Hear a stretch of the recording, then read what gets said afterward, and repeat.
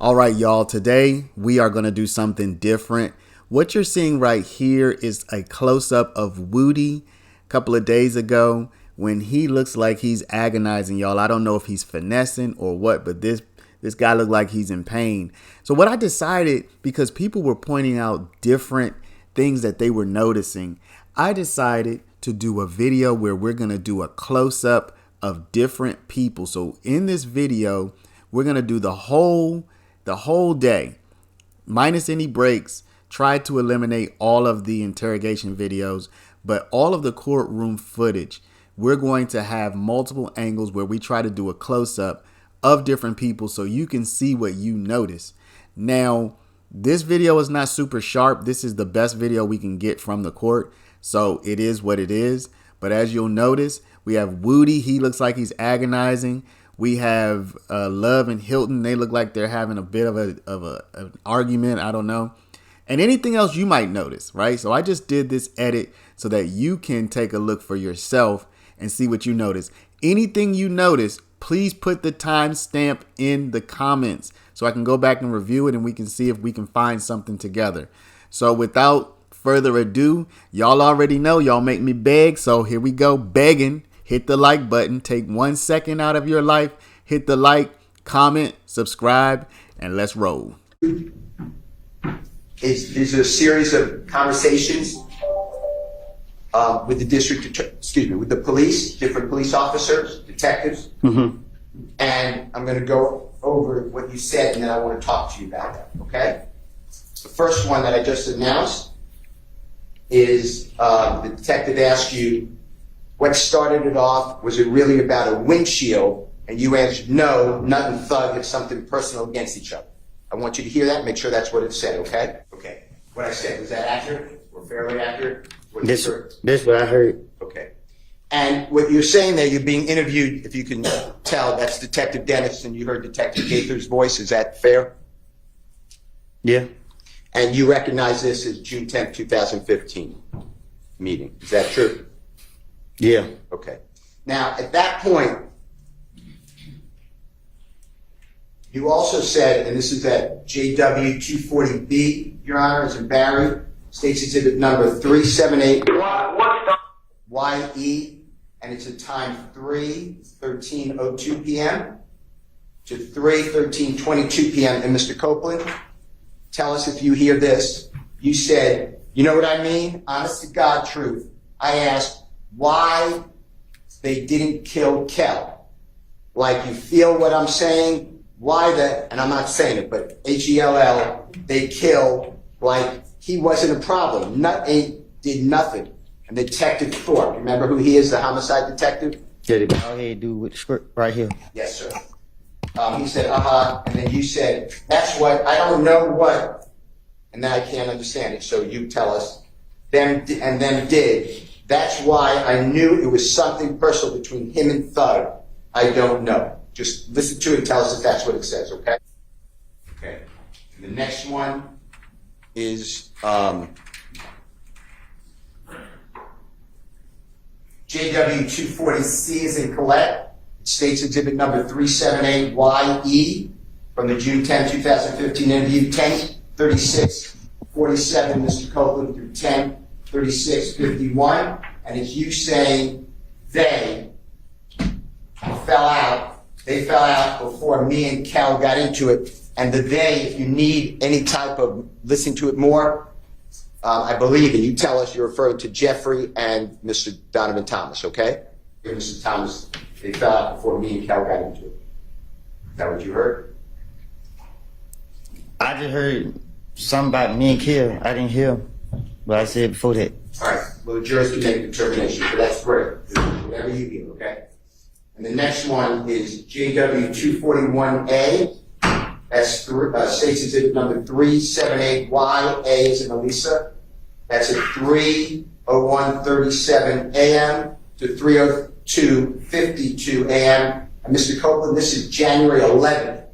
This is about 6, 7 hours, 8 hours after Mr. Thomas has got the big shot.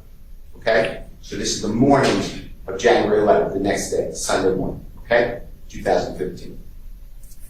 And Detective Thorpe. Remember being with him that day? January 11, 2015? I don't remember the day, but this who questioned me. Okay. And on here, just tell us if you hear the Detective Thorpe saying, what made you want to pull you into this situation? And you said, me and him had a problem in the club. Kel, they say, is the little brother. Me and him got into it at the club, probably about no longer than 4 months. So 4 months before January 2015. Just listen to it, make sure that that's what it says. And there's not anything I can do about that. They say this is the little brother, but I thought they was just saying that, but they said they real brother. Okay, let's K-E-L. let's stop for now. They're here, and maybe they can fix it, even though they had all week last week and it didn't get fixed. We thought it was, but it's not. So I'm going to excuse y'all. The audio seems to have gone out. I'm going to play again the JW240C as in Colette, State's Exhibit number 378YE. That's a June 10, 2015 interrogation or meeting at 10:36:47 a.m. to 10:36:51. And this is where you are explaining, I believe, and you tell us, that they, meaning Jeffrey and Mr. Donovan Thomas, fell out. They fell out before me and Kel got into it. That's the part. If you could listen again, maybe that was, when you said you couldn't hear, maybe there was an audio problem. Your Honor, can we play that through Mr. Kokomo? Yes.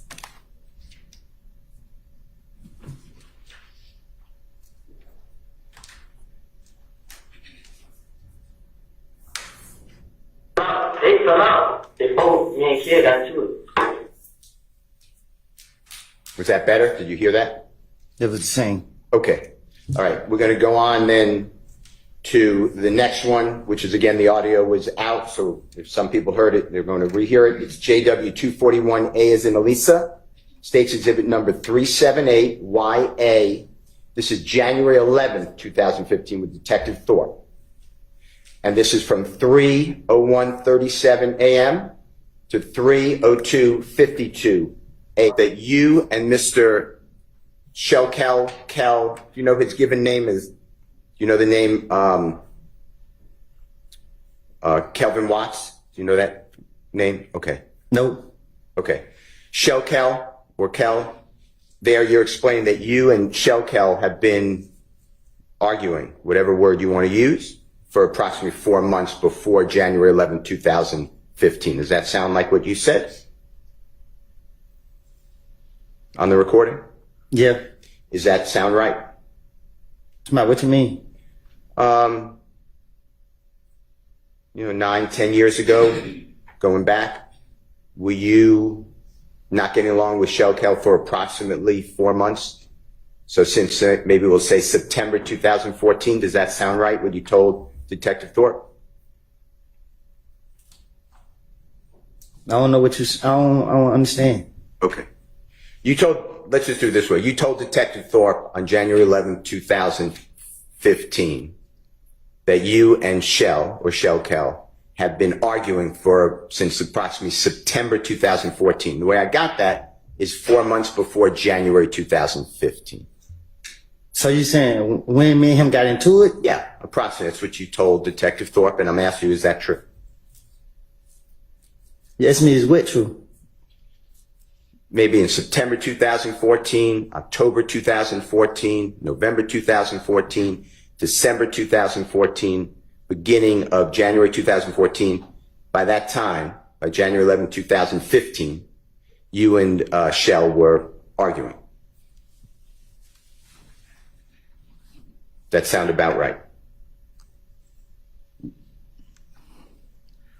I don't get what you're asking. Okay, it's me. It's my fault. Do you remember going into the police department, meeting with Detective Thorpe on January 11, 2015? No, what I'm saying is I don't know what you're asking me. You asking me when me and him got into it? Yeah, you and Shell got into it, approximately, if you could tell the jurors.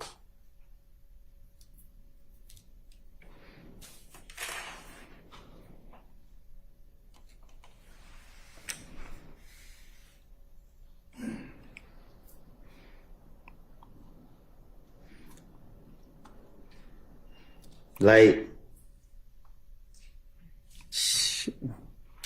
2014. Okay. Okay. Now, on June 10th, me and him was into it for a minute. okay. Does about 4 months before Mr. Donovan Thomas was, God forbid, killed sound right? And if it doesn't, or you don't remember, I don't know. That's fine. That's fine. And I thank you. I'm going back to the June 10th, 2015 meeting or interrogation with Detective Gaither, Detective Dennis. You know which one I'm talking about? Detective Thorpe at the time, ATF Agent Cunningham at times. I'm on June 10th, 2015. When you told law enforcement, or do you remember telling law enforcement that Jeffrey and Donovan Thomas were arguing or had a falling out before you and Shell had a falling out? Do you remember saying that? I don't remember what I told no investigators. Okay. Did you hear that on the recording we just listened to? Did you hear you say that? What I just say? On the recording that Jeffrey and Donovan Thomas fell out or were arguing. I would told the investigators anything. Okay. The truth is that, to your knowledge, your observation, so you saw with your eyes and you were present, your ears, Jeffrey and Donovan Thomas were, your words was, big homie. Is that true? They were friends. Can you say that again? Yeah. From your observation, by January 2015, you knew that Jeffrey and Donovan Thomas were friends. Is that true? Right. Okay. And what you said to the police was what you've been explaining. You would do anything to get the police to stop looking at you. That's all you were trying to do, to go home. Right. Okay. Now, were you present on December 4, 2014 at 250 Auburn Avenue in Atlanta? Do you know where that is? I don't remember nothing way back then. I don't know. That's fine. I'm going to show you, with the court's permission, I'm going to show you a photograph of the building, 240 Auburn Avenue. Your Honor, I'll mark this if that's okay with the court. Can I have 1 second, Your Honor? Sure. I'm just looking for a number.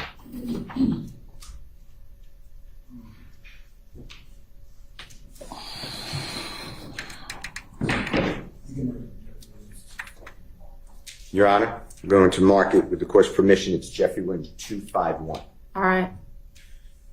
And we will put it on the thumb drive again. Okay. If you can. Sure. It's about to come up. Before it gets published. A building? So, do you I'm not just- have hard copies of these things? I don't have a copy of that one. Okay, well, show it to the witness before we publish it for everybody. Mr. Kokomo, can he approach, Your Honor? Yes. Thank you.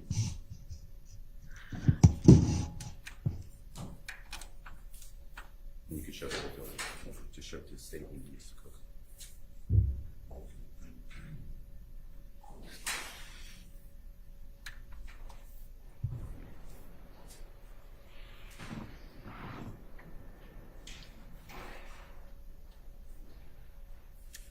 Did you show him the whole building? Yeah, this is There it goes all the way up. It's the next one. That's what. Show it to the state though, because I don't think you show it.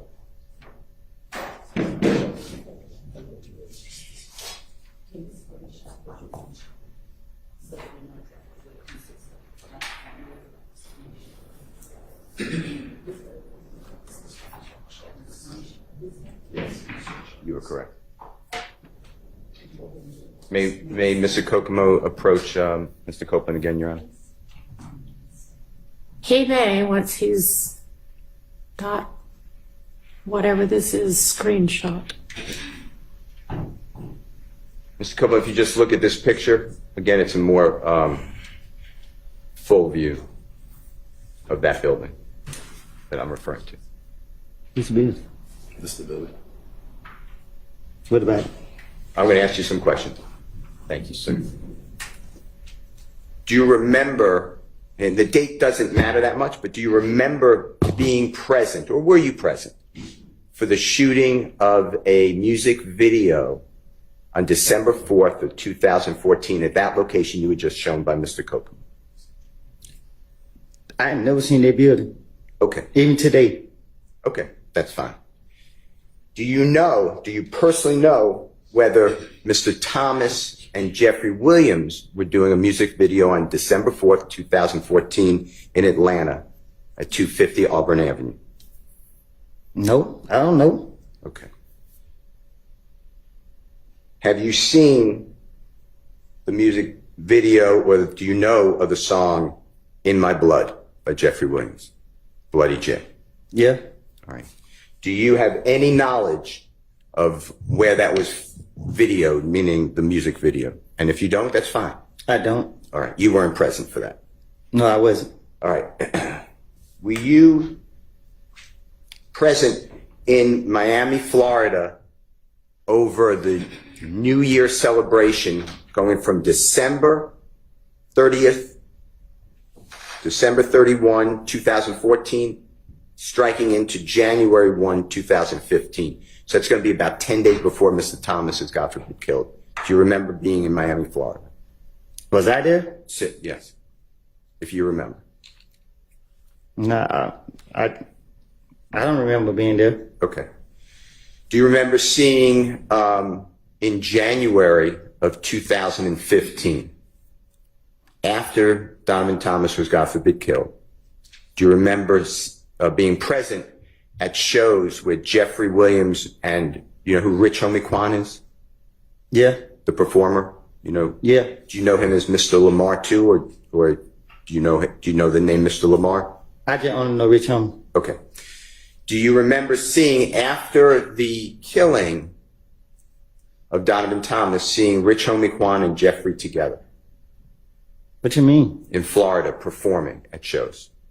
Were you present? You said, when, at what time? Shortly after Donovan Thomas, God forbid, was murdered. So January 2015. Yeah. Okay. Now,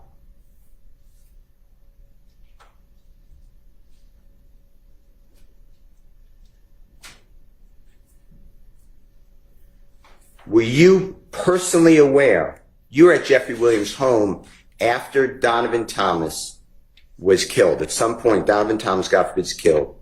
At some point, you are actually at Jeffrey Williams' home in Atlanta. Is that in the Sky House? Is that true? What you mean? Okay. So I'm locking in on the date that Donovan Thomas is killed. I'm just telling you the date. I'm not asking you to remember, but it's January 10th, 2015, okay? But Donovan Thomas is killed that night. Or he's shot that night, okay? I'm asking you this. After he's shot, do you remember being at Jeffrey Williams' home at some point at the Sky House in Atlanta, Georgia? Man, my mind, I had blanked out. Too many people were calling. I can't remember everything that happened that night. Okay. It's okay.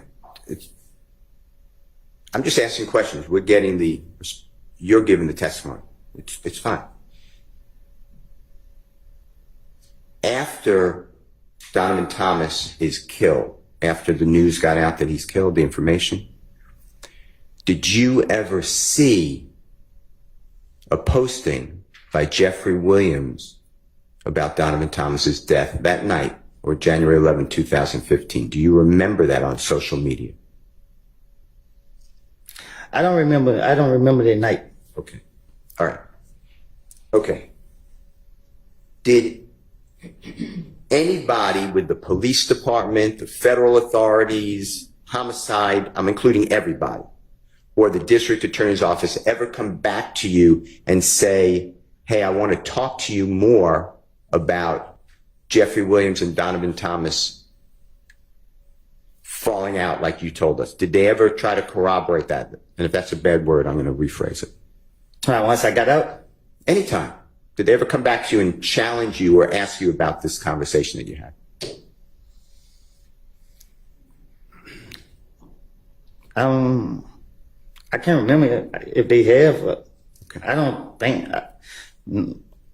Outside the interrogation, once they went locking me up, we wouldn't have to talk about. It was over, right? You gave your statement. They don't come back to you and ask you about this, right? Right. All right. I'd like to go to another part of your statements. And this is where you told the detectives, again, it's June 10th, 2015,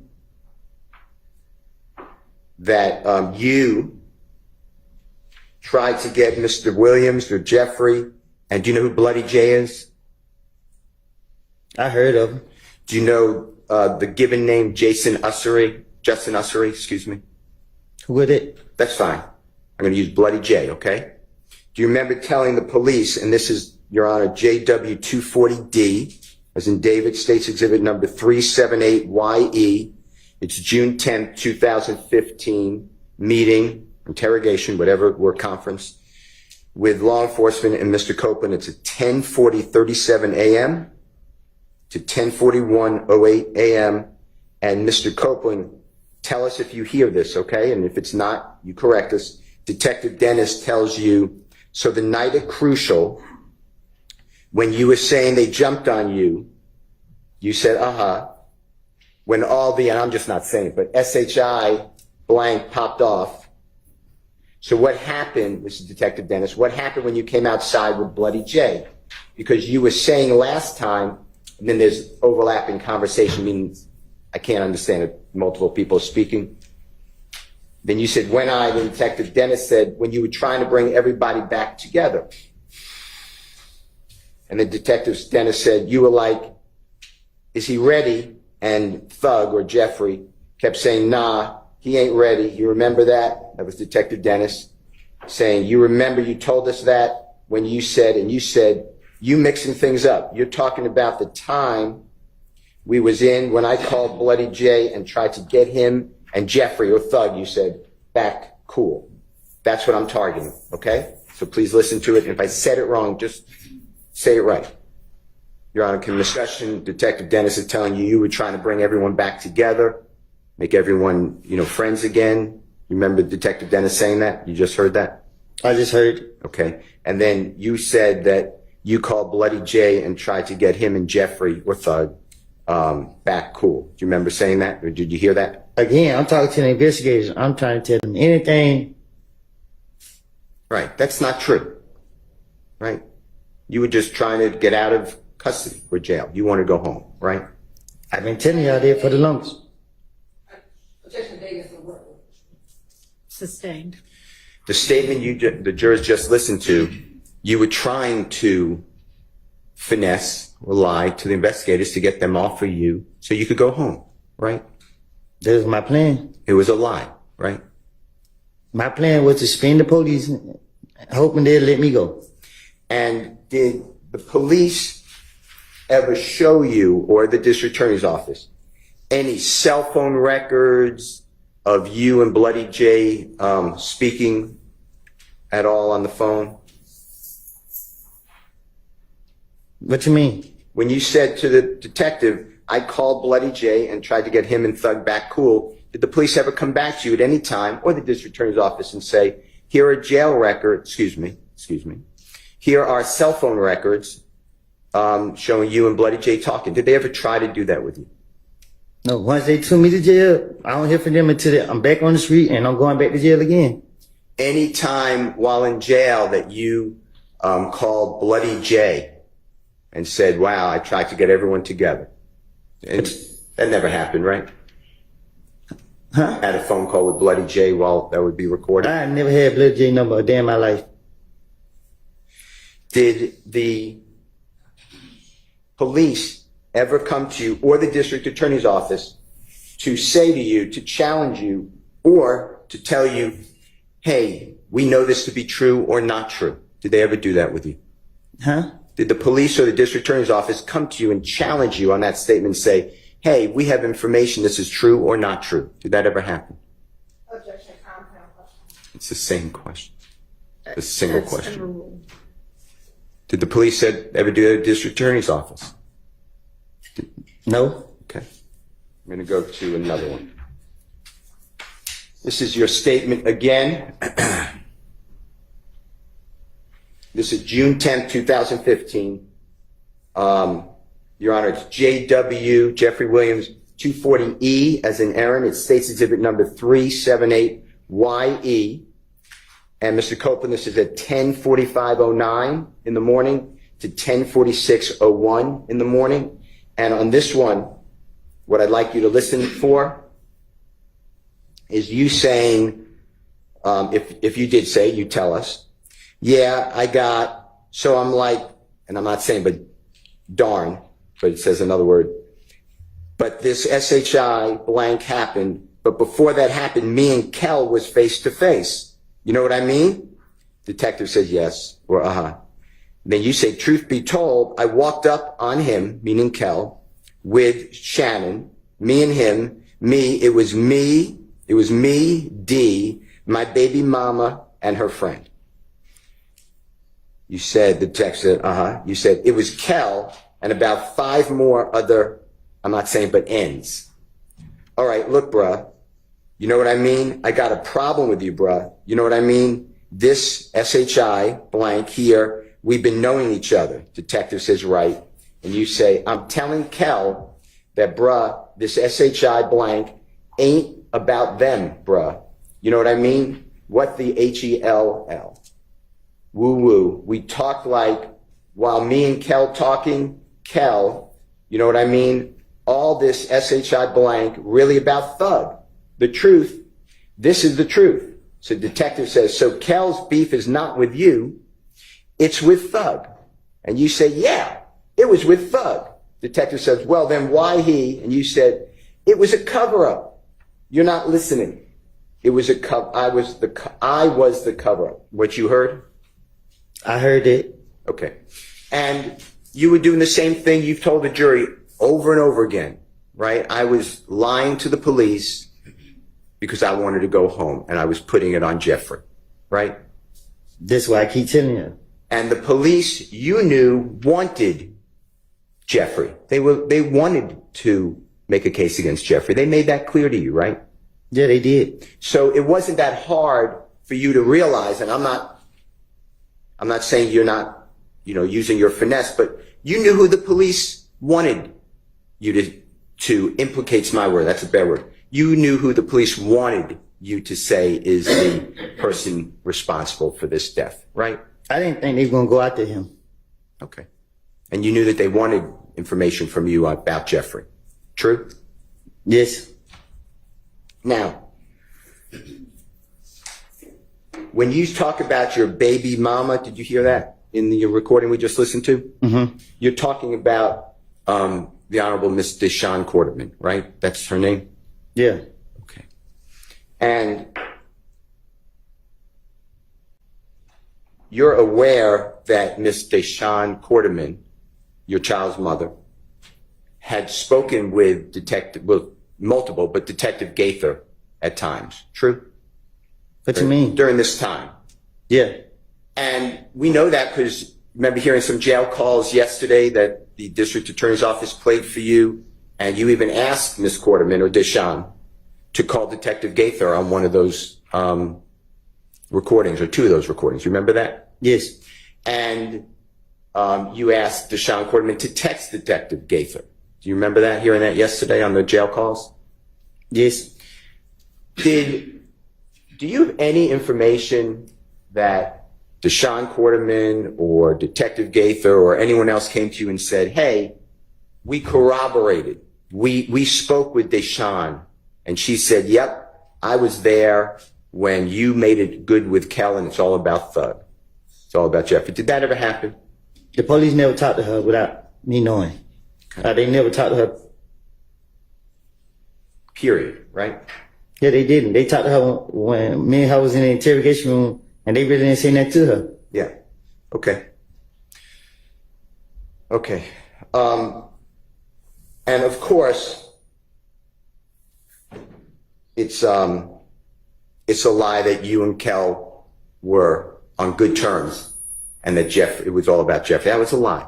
That was part of your your attempt to get the police off of you so you could go home. True? What you mean? That's why you said this, because you wanted the police to go after, to get away from you. You wanted to go home. Right? Okay.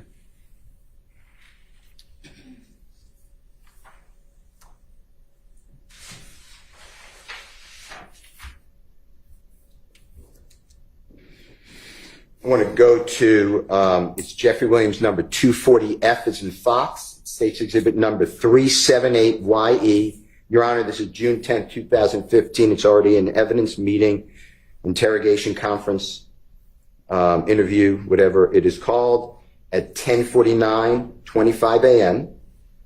to 10:50:09. And Mr. Copeland, I want you to listen to this.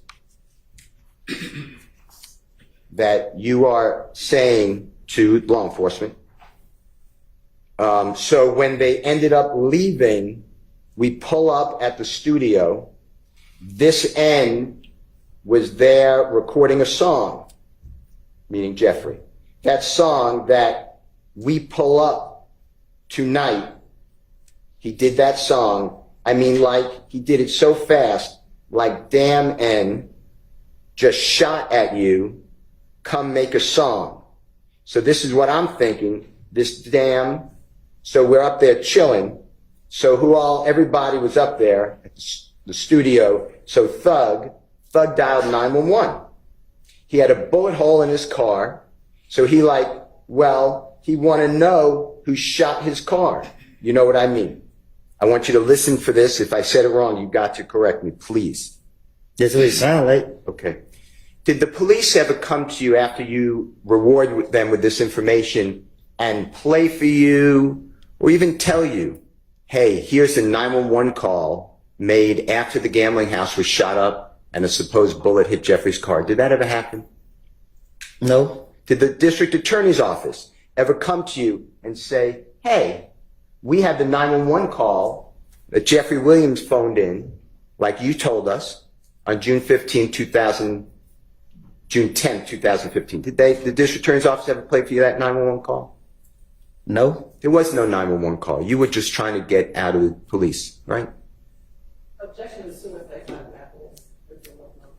out. Sustained. Was there a 911 call to your knowledge that was ever shown to you to corroborate, to verify, to support that statement?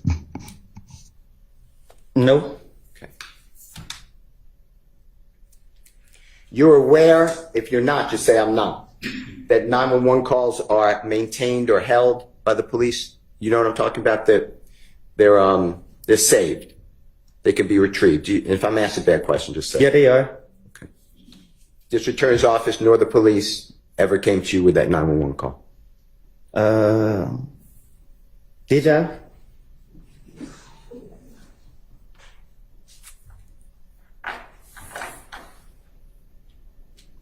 I don't know. Okay. I don't know. Okay.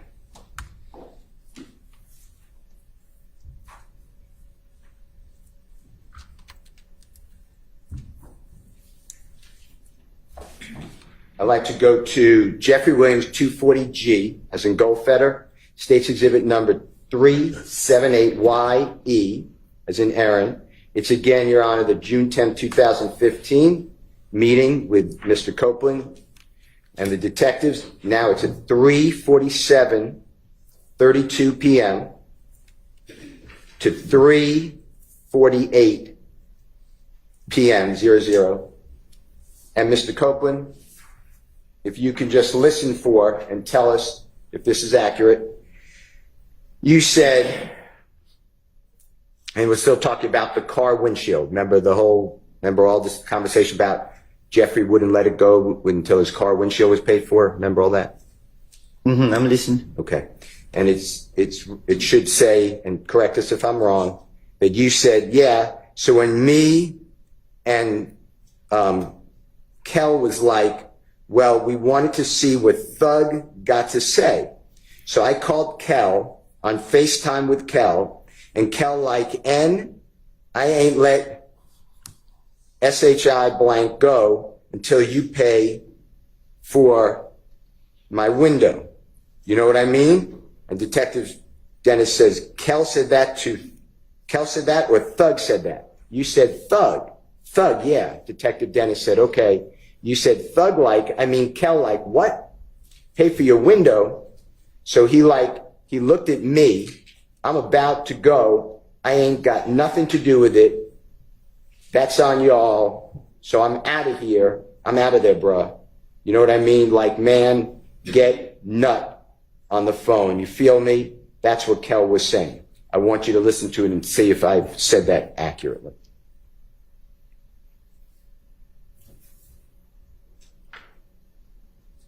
So when He had influence. Yeah. And he was owning several homes, to your knowledge. True? I don't know what he owned. Okay. How about cars? He had several cars. Yeah. And he would allow people to use those cars. He was free with that stuff, right? Yeah. And he would rent cars for other people too, even if he didn't own it. Is that true? I don't know what he do for other people, but it wasn't no issue. He rented cars for you. Fair? Huh? He rented cars for you if you needed it. Isn't that true?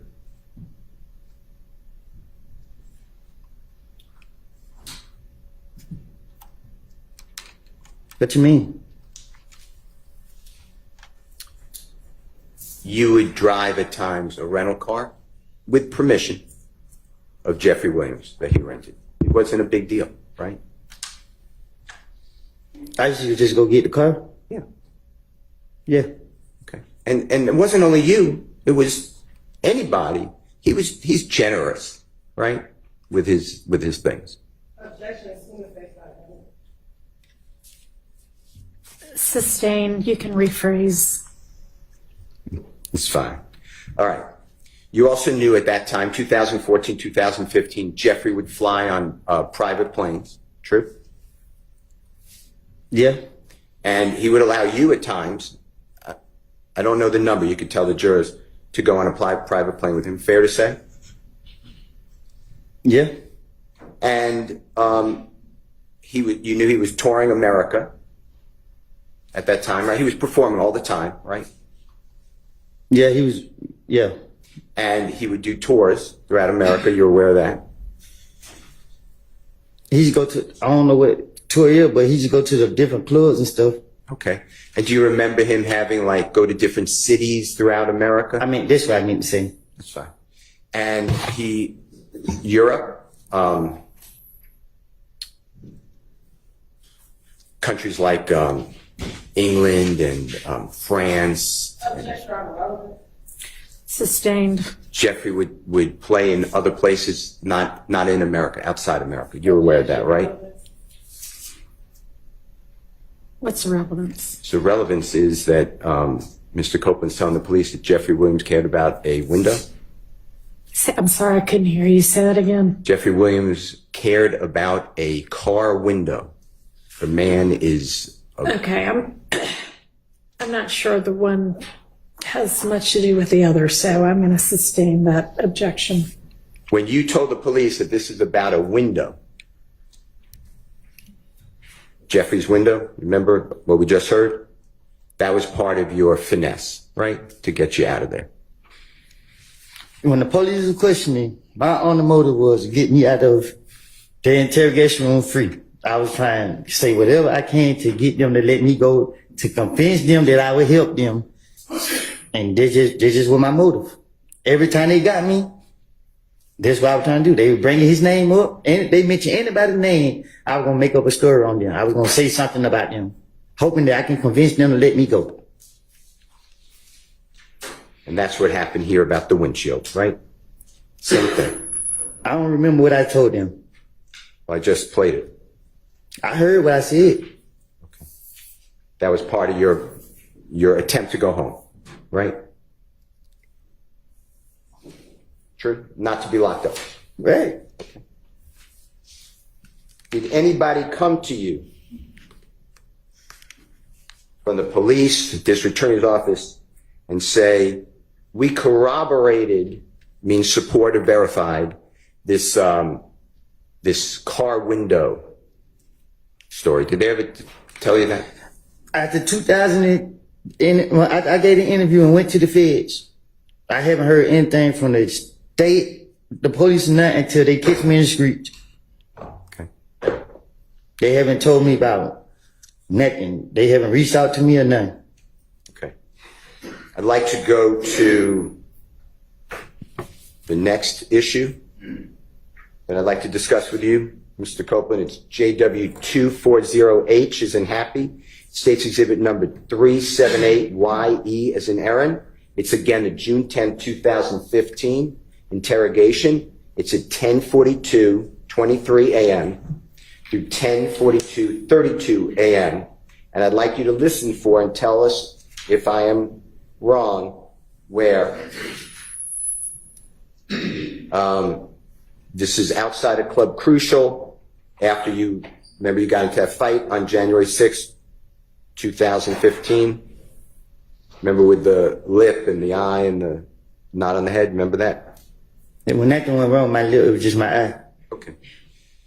And it was, the detective said to you, okay, we'll get back to see you 9. He's standing there with Bloody J.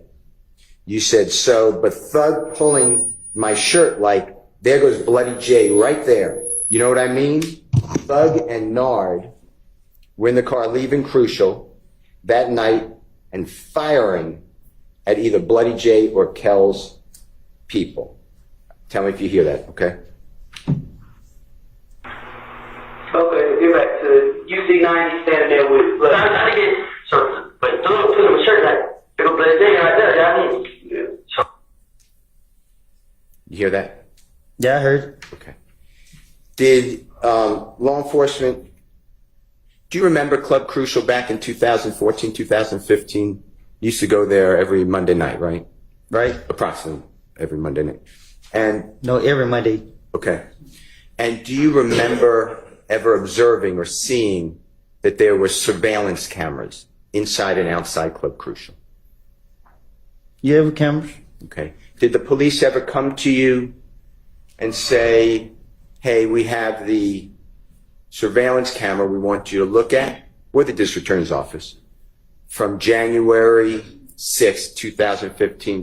Did everyone ever show you anything like that? I never heard nothing about no cameras. Okay. I'm going to play on the same issue, same time, dealing with outside of Club Crucial. This is going to be JW Jeffrey Williams 240I as an ice cream, states exhibit number 378YE. It's June 10, 2015 interrogation, 10:43:20 a.m. to 10:44:18 a.m. And this is you, just make sure it's right. So when we pulled out, Thug and Nard got in the car together. So when they pulled out, we leave, but when we're leaving, Thug and them pull on a side street. I see them pull on a side street. My pulled on the side. He like, what the hell y'all doing? He like, boy, we want to wait. He come out the club. I'm like, who? He's talking about Bloody J. What the hell? You know what I mean? I said, I hear the gun cocked back. Detective asked, what had a gun? You said, that N Nard. Detective said, You said, so I hear the gun cocked back. I'm like, what the F? So I tell them, all right. My brother was gonna have to turn around. Detective says, So you said, so when we go down and turn around and come back, I'm telling brother, SHI blank, just go left. And we just ride the back street all the way to the house. We just hear the SHI blank go boom, boom, boom. And we just see the car, Thug and them in chasing the other car in front of them. You know what I mean? Detective said, that is the same night you got jumped on at the club? You said, yeah, Thug and them chasing them. Because at first they thought they took money from them. Just listen to it, make sure I said that fairly accurately. What you said, did I take your words and the detective's words accurately? What I said beforehand. I guess. Did the police, local police, gang unit, federal authorities, district attorney's office, anybody ever come to you with any type of verification of what you said? Did they ever say to you, yeah, this happened or this didn't happen? Did they ever even talk to you about that? No. Okay. I want to go to the next issue, and this is JW240J as in Jake. It states exhibit number 378YE. It's the June 10th, 2015 interrogation, meeting, or interview. It's at 3:46:40 p.m. through 3:47:45. And here, Mr. Copeland, you are discussing with the detectives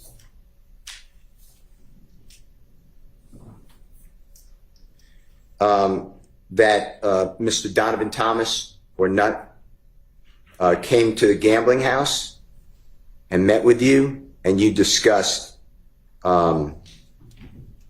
your issues with Mr. Shelkel. I want you to listen to this. Specifically, you said, I was just like, darn, but it says another word, bruh, what happened? You know what I mean? What the H-E-L-L? I'm just like, the only thing I did was, you know what I mean? That N-Kel is, that was, cause I was just like, and then I just remembered like the stuff Nutt used to be saying. You know what I mean? Like Nutt pulled up at the gambling house and he tried to talk to me. You feel me? I let the window down. I cracked the window. He said, darn, it says another word, blood. I ain't blood, bruh. You know what I mean? But darn, says another word. You know what I mean? So I pull over. And when I pulled over in the car, him and Big Boo was talking. I mean, dapped him up. Boom, Shannon right there. Shannon walked right past, looked at me, and was like, you know what I mean? Detective said, uh-huh. You then said, and he was just like, man, what's up with you and Kel? Meaning Nutt, or Mr. Thomas. Like, man, these ends, let him trip with y'all. I ain't got no problems with him. You know what I mean? So we was talking. When we got finished talking, he like, man, I'ma holler at the end, I'm a let y'all ends know what's up. You know what I mean? This and that. Detective said, that's what Nutt said. You said, yeah. So when me and Kel seen, Kel was like, well, he wanted to see what Thug got to say. So I called Kel on FaceTime with Kel, and Kel like, and I ain't let SHI go until you pay for my window. You know what I mean? Just listen to it and tell me if you agree with what was detectives? I never had no conversation with Ned outside the gambling house. Exactly. Police never came to you in any way to say, hey, we corroborate that or support or verify that, right? That never happened. I never had a conversation with him. I want to talk with you about Jeffrey Williams number 240K, as in Kitten, States Exhibit number 378YE. Your Honor, it's at 9:56:01 to 9:56:27 a.m. It's June 10, 2015 meeting. Mr. Copeland, I want you to listen for, and then, correct me if I'm wrong, that you said to the detectives on June 10, 2015, so I went and got the car. I pull up at the green store. I ain't seen them out there. So I was talking to Little Rick. Me and Little Rick talking. I called D. D said he was on Cleveland. So Rick asked, like, where you just go? Because I was going to the girl's house. He like, all right, boom. I get in the car, I ride. I pull up at McDonald's. When I pull up at the McDonald's, detective says, you went to McDonald's? Bye-bye. You say, on Cleveland. Detective said, on Old Hateville? You said, nah, the one across, and the detective then cuts into your statement. I want you to listen to it. We're talking about, obviously, where you were at around the time of Mr. Donovan Thomas getting shot, okay? Just to order. Did it sound correct? That's what it said. Yeah. Okay. Now, did you ever get word from the district attorney's office, the detectives, the ATF agents, anybody that Little Rick confirmed your statement to the police? That they spoke with Little Rick? No. Okay.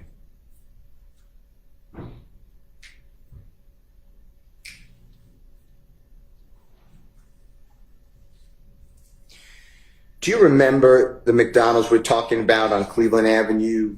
It's the one across the street from a coin-operated laundromat, and then across the street from a gas station, and next to an auto parts store. You know which one we're locking in on?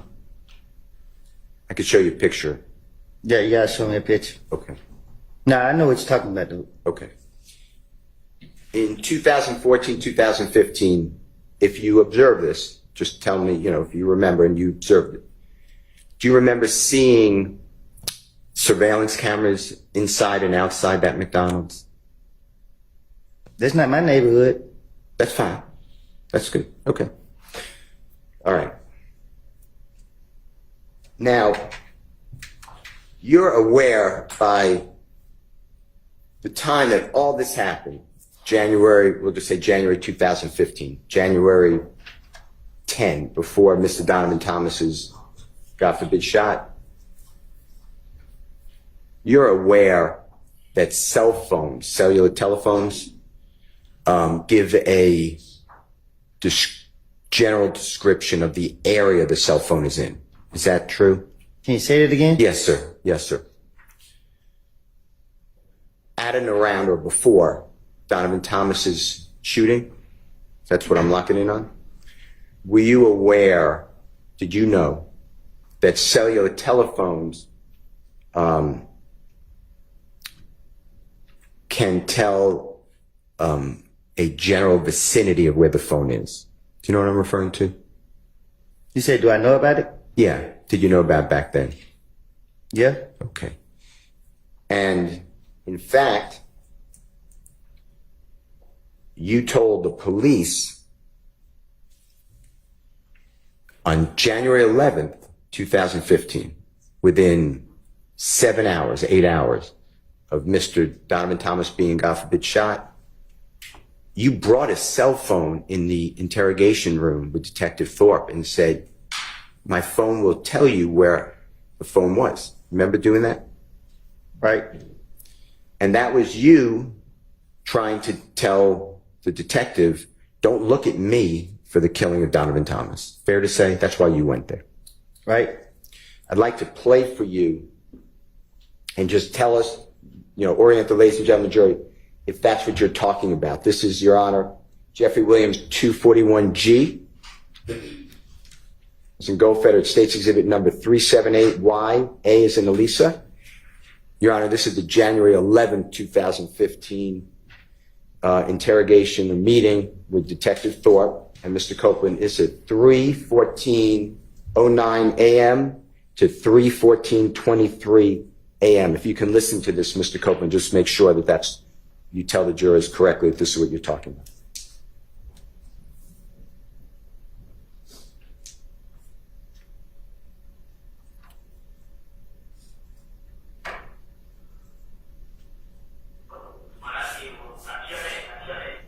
I can't hear it. It wasn't shared.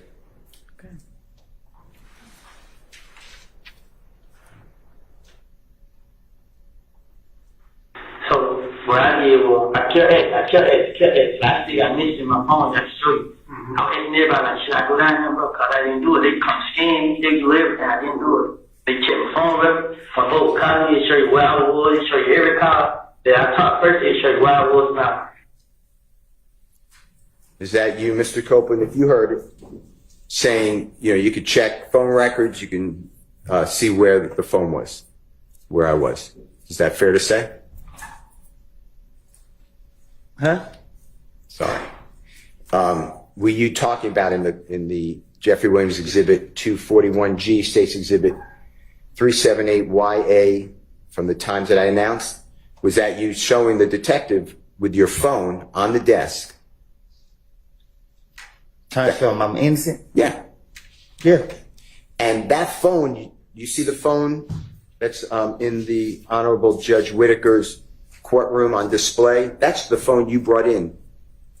On the camera? Yes, sir. Yeah. And did Detective Thorpe ever take your phone?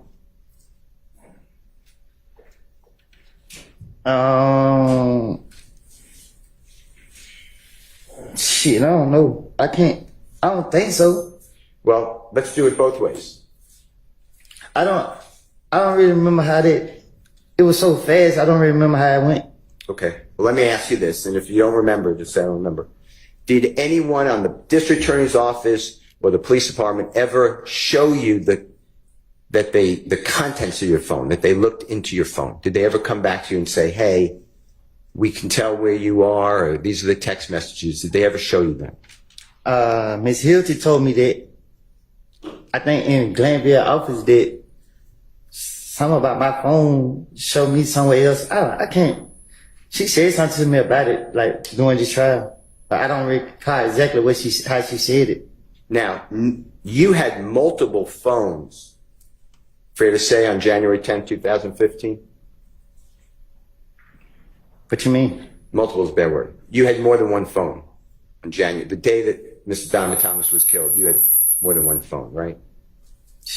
Everybody got more than one phone. Okay. And including you, right? Yeah. In fact, you told the jury on August 12th of 2024 that you had more than one phone. And if you listen to this, just make sure that's what you're talking about, the night of Diamond Thomas's murder. JW 249, Your Honor, at 5:44:48 to 5:45:16 from the Fox 5 stream of this trial.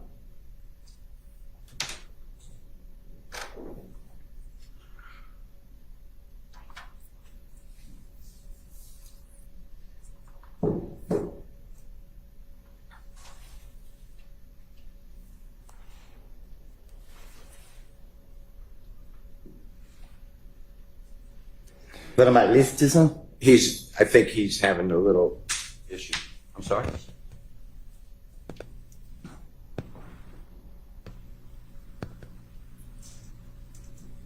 You're on there, just one second. You may. Do we any need to have a restroom break anyway? Let's have a short recess while they get that queued up. It's about time for a restroom break.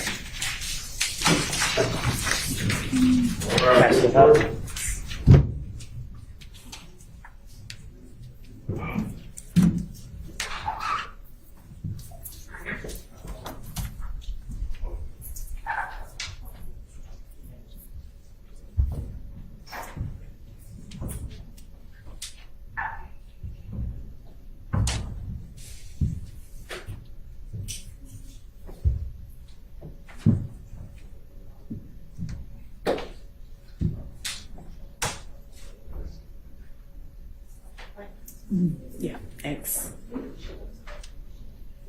All right, we'll take however long it takes the jury to get back, 10-ish minutes.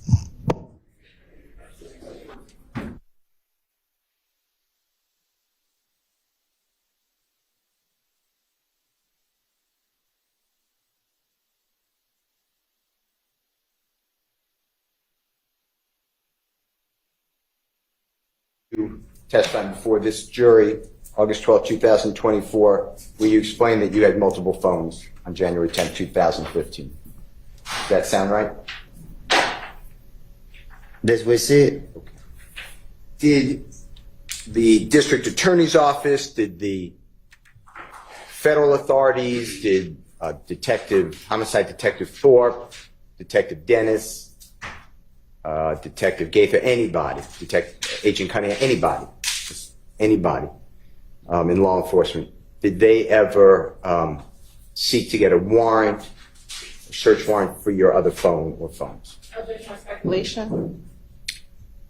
Sustained. Did you ever get served with a search warrant, a warrant, or even asked to give the police your other phones or the district attorney's office? No. Okay.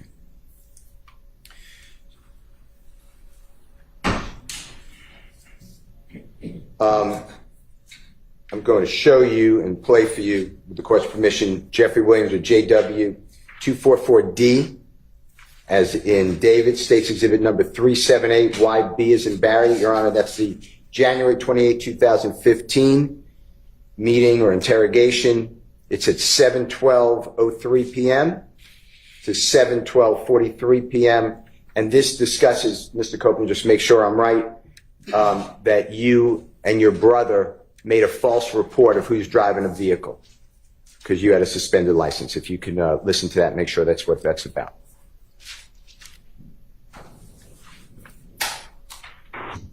What you're discussing with the detectives, you had your brother file a report, a false police report. Is that what it's discussing? Right. Okay. And you understood on January 10, 2015, that the cell phone that you told the police about would show an approximate location, right? Huh? The cell phone that you had on that desk in front of Detective Thorpe that you told the police about, that would show an approximate location of where the cell phone was, right? I don't know. I don't get what you're saying. Okay, it's me. I apologize. When you were with Detective Thorpe on January 11th, 2015, about 7-8 hours after Mr. Thomas was shot, okay? And you brought with that phone, you brought that phone with you? If that phone was with somebody else and not you, at the time of Donovan Thomas's shooting, the police didn't have all your phones, right? Objection, speculation. Well, you didn't give, I'll correct you. Just rephrase it. It was kind of Sure. confusing. You didn't give the police all your cell phones that you had with you or access to on January 10th, 2015, but you did show one phone. True? He didn't. I don't even think he went to my phone. Okay. All right. Now,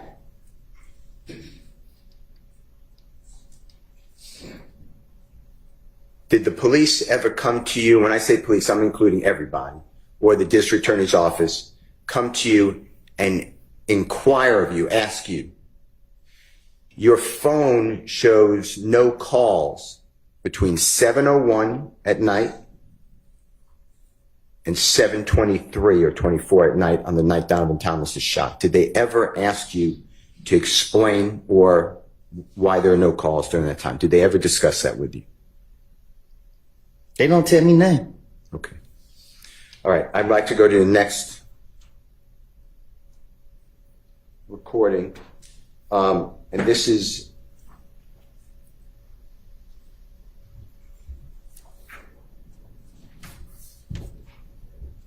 Jeffrey Williams or JW 240L, as in laughter, State's Exhibit number 378Y, E as in Aaron. Your Honor, this is June 10th, 2015. And Mr. Copeland, June 10th, 2015 interrogation meeting. It's at 9:55:46 a.m. to 9:56:01 a.m. And it is you, I believe, and you make sure, saying that you called Jeffrey Williams from the green store. And it's something like this. You said, all right, so I walk up on my brother's house, hey, bruh, let me see your car real quick. He gives me the car, boom, I get in the car, I pull up at the green store. When I got to the green store, this is what I did. I called Thug. I ain't called D right then and there. Detective says, and you say, I called Thug. He ain't answer. I'd like you to listen, make sure that that's correct, okay? Fine. So I'm on my brother's house. I run to the car and give me the car. I get the car, pull up at the green store. When I got to the green store, they were like, I called Thug. I ain't called you right there. I called Thug. He ain't answer.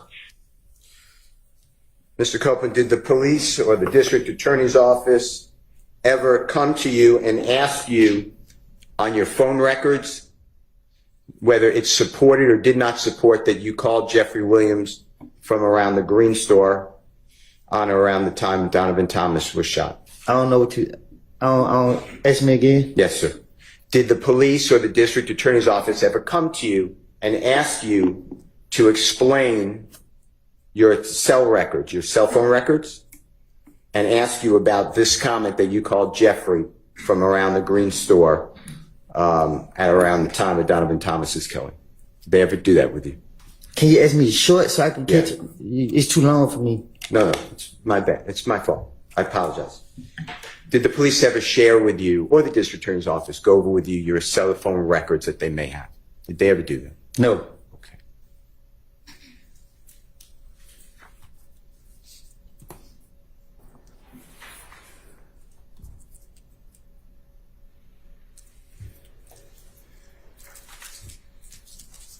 Going back to 2014, going into 2015, you met Jeffrey Williams for a short period of time that you were, my word would be hanging out with him, but that's a bad word, that you were in his company and he was in your company, a short period of time. Is that fair to say? Right. And when you met him, you already said that he was very popular. Yes. True. And is it true that that you observed he was trying to help people like you, but other people too, to get jobs? Like legitimate jobs. What you mean? Recording studios. No, I'm saying I don't get what you're asking me. Okay, let me ask you a different way. So forget about what I said. When you met Jeffrey, did you witness him trying to get people to have a legitimate job? A legitimate just means a job at a recording studio, make music, trying to help people. I can't speak for other people, but he tried to help me. Okay. And when you knew him for the period of time, we're really talking about like between your birthdays. Do you know Jeffrey Williams' birthday by any chance? And if you don't, that's fine. Well, now I do, but You didn't back then? Okay. I didn't. Yeah. Is it fair to say that you and he knew each other, but like after your birthday in July 2014 and really stopped because you were in custody anyway, by July 2015? That's the period of time that you knew each other? Is that true? No, I didn't. From 2014, I met him like at the end of 2014. And then you already told the jury, but you got locked up a lot. The police kept locking you up in January, February, March, April, May, and then June. You were locked up in federal custody for 51 months. True? Yes. Okay. And that's really the only period that you knew Jeffrey. Yeah. The only time that you were around him or he was around you. True? Well, really, we wasn't even together every day. I was out in the neighborhood. So when the state is asking, like, you questioned about, you were so close with him, what you really did was you'd go to a studio, he'd let you come to a studio. True? Yes. I was going with somebody else. Yeah. You went originally with a gentleman I know as Mr. Trontavis Stevens. Do you know that name? Yes. Is that also Slug and Tick? I know. I called him Tick, yeah. Okay. And that's how you first were introduced to be around Jeffrey Williams. True? I think so. And then you would see him, he'd allow you, and when I say allow you, I mean it was okay. He allowed a lot of people to go to his shows, right? I think Tit invited me out. Okay. And that was really your relationship with, and he would take pictures with you if you wanted to and he wanted to. True? Yeah, I asked. Yeah. And you put that on social media. You were promoting Jeffrey and you liked that. He give me, yeah. And it gave you a little bit of maybe No, a lot. fame. Okay. Gave you a lot of fame. True. Yeah. And you were trying to launch your own career as a musical artist at that time. True? I was trying to find myself. Okay. Later, though, you did try to, and you did launch your career as a musical artist, right? Well, I going back to jail, they started locking me back up. You were trying to do that, though. You were trying to do I tried it. Yes. You had a manager. Huh? You had a manager. Yes, I had a lot of stuff. Yeah. They were controlling your social media feeds, etc. Yes. True. Okay. You put out music videos. True. Well, my manager and them did. Sure. But you were featured. You were starred. Right. It was your music. Right. Okay. Jeffrey never had the pleasure of having you featured in one of his songs. Is that true? No, I ain't never been in his song. Okay. And Jeffrey never was featured in one of your songs. Is that true? No, me and him don't have music together. All right. But he did put you in one song of his. You know the song Halftime? I'm listening. Do you remember the line, and I'm not saying this a quote, but something effective, if you mess with me, Woody will come up and pop in the noggin. And if that's not a quote, I'm not trying to misquote it, but that's what is that something like what it says in that song? Yeah. And the song is Halftime, right? Yes. Wildly popular song. Yes. And the police, when that song was released, the police seized on that to use it against you, basically. You knew that, right? Sustained. From your vantage point, and what that means is you learned that the police was using that song. They asked you about that song. No, they told me. Yeah. One of them told me that I think I had got out, shit. I got out one of the jails and they got me the next day. And they were like, yeah, man, now you're at the top of our radar. It was something like, he pissed me off when he said it. He being the detective. No, it wasn't no detective, it was the police. Okay. The police officer upset you when they... I think it was Dennis that said it. It was one of them that said it to me. Okay. Now, that's the only time you're mentioned in one of Jeffrey's songs. Is that true? What you mean? There's not another song that Jeffrey, to your knowledge, mentions you. Yes. Okay. And Halftime, you know this, was made in 2000. It wasn't released till 2015, but it was made in 2014. Is that true? Yes. Okay. It's an old song. And there's no truth to that lyric that you would pop somebody in the noggin for Jeffrey. Am I right? I would never. Okay.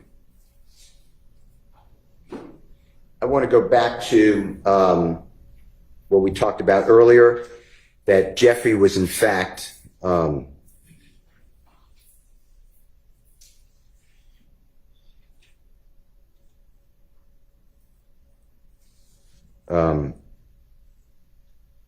this is, by the way, Your Honor, this is JW, Jeffrey 241B, as in Barry States Exhibit 378Y, A as in Elisa. It's at 3:16:50 a.m. to 3:16:56 a.m. And this is January 28th, 2015 meeting or interview or interrogation with the police. Okay, Mr. Copeland, I'd like you to listen to this about things were good with Jeffrey. If you could just listen to this. Defense counsel said January 28th. I think this is the January 11th interview. You are, and thank you very much. I apologize, Your Honor. It's Mr. Copeland, it's January 11th, 2015 with Detective Thorpe. Same time. I was cool with him at first. When Thorpe showed up, Thorpe started letting me hang and putting me all in his songs and videos. You were telling Detective Thorpe that Jeffrey was cool with Mr. Thomas, right? I guess. And that's the truth, though, right? I don't know. I'm saying I can't hear what I said in the video. Okay, how about this?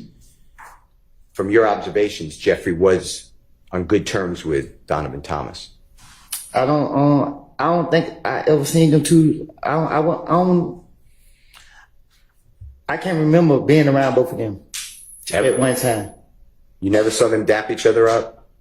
I'm saying I don't think I've been around with. I don't think I've been around if I never seen them. I don't think I've been around with both of them in the same place. If that makes sense. Yeah, of course. Okay. I don't remember. I can't remember seeing both of them in the same place. Okay. I want to talk with you about what you told the detectives. It's June 10th, 2015. And this is when you're telling the detectives you're at the McDonald's and D gets into your car. I want to talk to you about this. This is JW or Jeffrey Williams 240M as in magic, states exhibit number 378, YE as in Aaron, 2:45 p.m. to 2:46 p.m. And you say to the police, SHI blank, I just heard D got in the car and he was like, they just killed him. Or he like, yeah. He like, boy, they killed Nut. Detective Thorpe said, who he say killed Nut? You said, I'm telling you. Like my heart started pounding. Like who? He was like, them? And then Nard got in the car. He shut up talking. So we get riding. I'm like, where the HELL? We going? But he told me that I was already trying to get the HELL away from them. So Moonton FaceTimed me. He like, boy, you know old boy just got shot, right? They saying, boy, he just might not make it. I'm like, who? He like, Nut. I'm like, huh? Man, he trying. He like, SHI, boy, you know they could scream out a name, right? Man, boy, I ain't got nothing to do with it. So SHI, I'm like, man, my head started hurting instantly. I got off the phone with him. So we following behind them, that's when we dropped them at Thug's house. They was in the car, in the first car. So when we pulled up, I want you to listen to this and tell me if that's what we're talking about.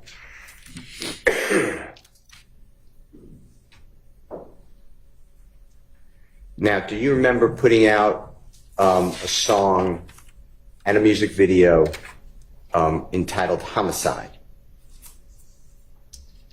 Yeah. And Jeffrey had nothing to do with that song or music video. Is that true?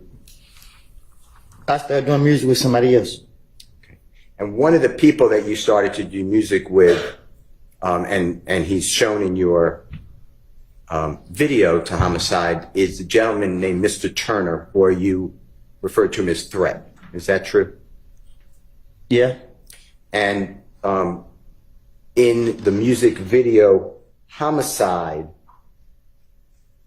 that you put out, would you recognize that music video if it was shown to you? To my video? Yeah, of course. It's mine. Okay.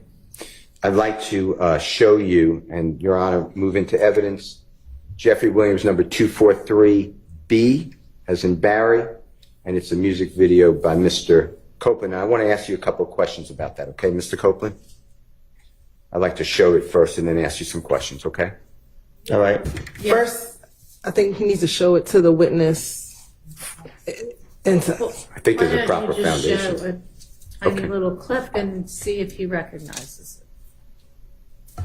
Mr. Kokomo, with the court's permissions, approaching. You may. Thank you. Mr. Copeland, just do me a favor. When Mr. Kokomo comes to you, just watch this for as long as you need. Just to see whether you recognize it as the music video that Is Homicide. Wait, you have to show it to the state first. They have it, but just show it. Is this all on the 4 minutes. drive or whatever that you provided already? Yes. So then they've, And Your Honor, I misspoke. It's JW243C, as in Colette, is not B. okay.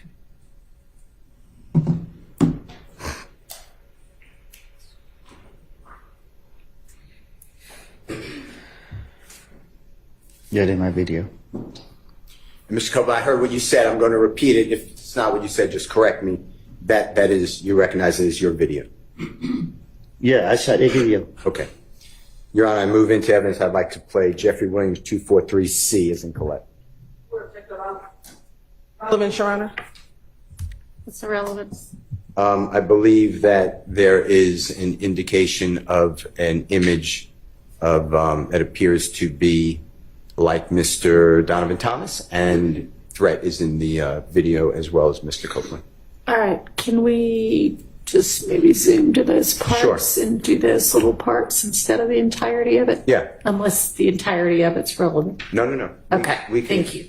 absolutely do it. I move for the admission of everything, but for purposes of Sure. expedition. All right, Okay. it's admitted. And I would just need Mr. Kokomo, Your Honor, to announce what time he's Okay. playing, if that's okay. Or he could tell.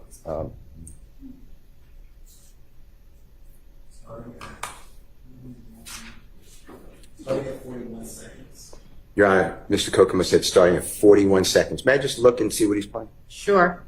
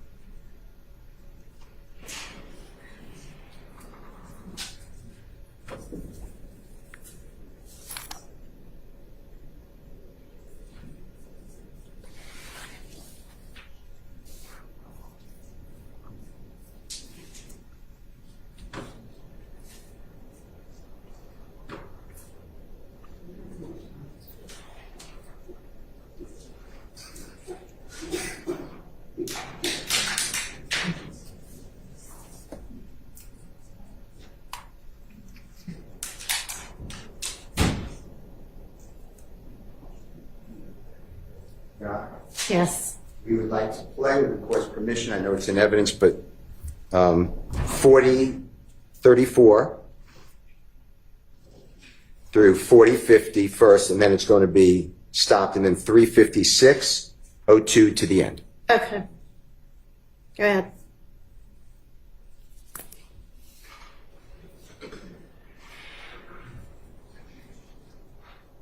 The jurors ever saw you come into the courtroom. Judge Glanville was a judge at that time, and you invoked the Fifth Amendment. That's the day I'm talking about. So before that day, okay? Am I losing you? Because I'm not trying to. I lost you? Yeah. Okay. We're finished with the exhibit. Can you take it down? Yeah. Before, I'm sorry. You finished with it? For now, I'm going to go Okay. back to it. Before the first time the jurors saw you testify, on a Friday, June 7, 2024, before that, do you remember telling District Attorney Hylton that you made a video admitting to killing Donovan Thomas? Do you remember saying that? Huh? Do you remember saying on social media or otherwise that you made a video or a statement that you admitted to killing Donovan Thomas? Do you remember saying that? Objection, mischaracterization of evidence. Not even mischaracterization. I don't know how to rule on that. Okay. I mean, I don't have anything in front of me. That's fine. Let me get the, can I have 1 second? Yeah, it's not an evidentiary objection, by the way.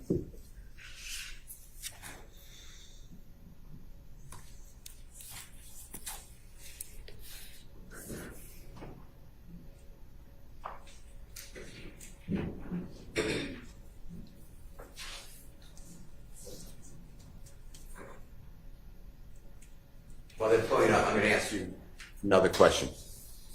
On what we just saw on Jeffrey Williams 243C, that man who had money on his head and then was shot in the video, remember that on the homicide video? Did that have anything in your mind to do with Donovan Thomas? I don't get what you're asking me. When you did that video, did that have anything in your mind to do with the killing of Donovan Thomas? No. Okay. It's just a video, a music video? Yeah, just a video.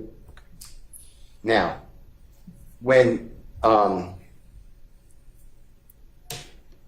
part of your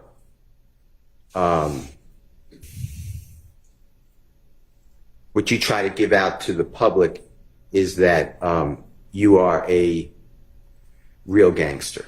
Is that true? Huh? Do you remember giving an interview on the porch interview? Do you remember that? Off the porch? Off the porch, yes, sir. Do you remember doing that interview? I remember doing it, but I don't remember what I said. Okay. Do you remember saying that you are a real gangster, but other people are just musicians? They just play gangsters. Do you remember saying something like that? You gotta show me. All right. Mr. Kokomo, this is Your Honor, Jeffrey Williams 246. It's April 29, 2020, off the porch interview with Mr. Copeland. And the relevant times are going to be 5 minutes, 4 seconds, 5 minutes, 12 seconds, 8 minutes, 59 seconds to 9 minutes, 7 seconds.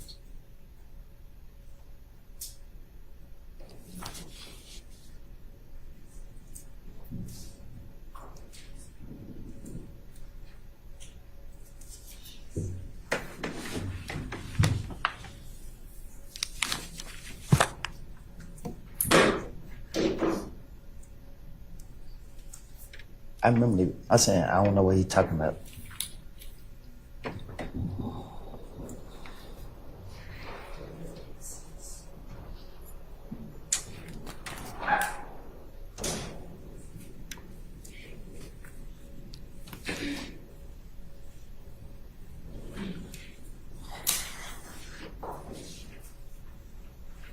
Sorry, Mr. Copeland. Do you remember that video, the off the porch interview? I remember, but I don't remember what was said. Okay. Was that you in that video that was shown to you? In that picture he showed me? Yeah. Yeah. And do you need to hear what was said? Did Mr. Kokomo play that for you? No, he just showed me a picture and walked off. Mr. Kokomo, would you just show Mr. Copeland the relevant portions, 504, and you can listen to any of it, 504 and 512 and 859 to 907. Mr. Copeland, just listen to this yourself, please. They have it, these statements.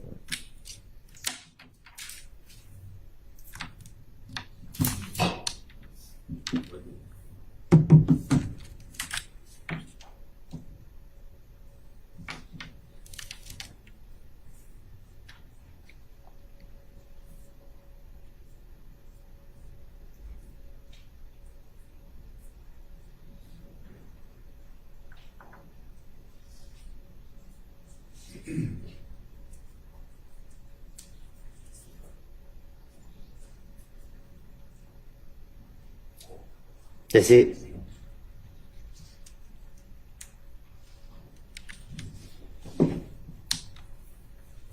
That's you during your interview or part of it? Yeah. Okay. Your Honor, I move for the admission of Jeffrey Williams 246, specifically, and I don't care if the whole interview's in, but specifically the times I announced, Your Honor. Your Honor, we're objecting based on improper character, and we can approach for some other matters, Your Honor. All right. Through 5:12, and Mr. Copeland, if you could listen to it, and then I just want to ask you some questions, okay? All right. You might need your earplugs if you want to use them. At the end of the day, I got a story to tell. Yeah. You want to listen to it? Or you keep listening to these niggas that ain't did nothing gangster, nothing tough a day in their life. So. Were the people around you? Mr. Copeland, Were you able to hear what you said during that interview? Yeah, I heard it. And you don't need me to explain. Tell the jurors what you were saying to the interviewer. What you mean? What was I getting at? Yeah, can you tell the jurors, please? Well, I did an interview, and I got hear the question that he asked me. Okay. Let me ask you this. Some jurors may not know what off the porch is. Can you tell them what that is? It's they interview rappers, upcoming rappers, and ask questions about the music and your background and stuff like that. That's what you ask? Yeah. And this was done approximately April 29, 2020. Do you remember that? It was done, I don't know when. Do you remember it was done during COVID, if that matters at all? Before I went back to jail. Okay. And in that segment, the jurors heard it, but you're explaining that you're a real gangster, not these other people who are pretending. I'm not saying that's a quote, but something like that. That's what you were discussing, or you said. Is that true? That's what I said. Yeah. Yeah. Okay. I'd like to, and you discussed Jeffrey Williams in this. If you remember, I could play for you, but if you remember off the porch interview, is that true? All right. You said he was like a role model. He blew up, or whatever the right word is. True? Well, he showed us that it was real. I'd like to show you, or play for you, if you don't mind, you might need your earpiece again. This is 859 to 907. I'm going to ask you the same type of questions, just what did you say, what did you mean? I'm going to ask you the same type of questions, what did you say and what did you mean? All right? Same thing. Because I had a pride thing, like, I don't want to be labeled as nothing but a gangster. So you look at me anything other than that, you got a problem. I'm going to slap the shit out of you. But whenever Did you hear that? You hear what you said? I think we all heard. Yeah. And what you're expressing is that's what you want people to look at you as. That you're tough. Nah, I just wanted people to know. Not to look at me, I wanted them to know. That you're tough.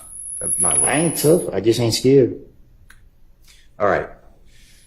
Now, you also put on your social media, I think the state showed it to you, but let me get the exhibit number. You better play some? Well, let me show you something before. Is that okay? Just give me one Oh, I second. was just trying to see. I didn't hear you. Let's go back to that interview for just 1 second. Do you remember at the first part of the interview saying that these other people are not real gangsters? That's what you said, right? I think I asked it actually. So Nah, that's what I said. okay. All right.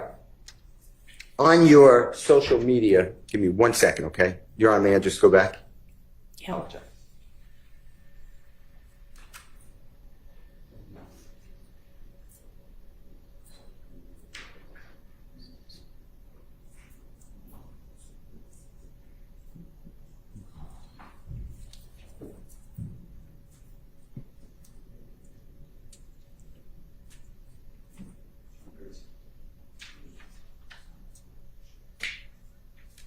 Your Honor, this is exhibit number Jeffrey Williams 236B, as in Barry.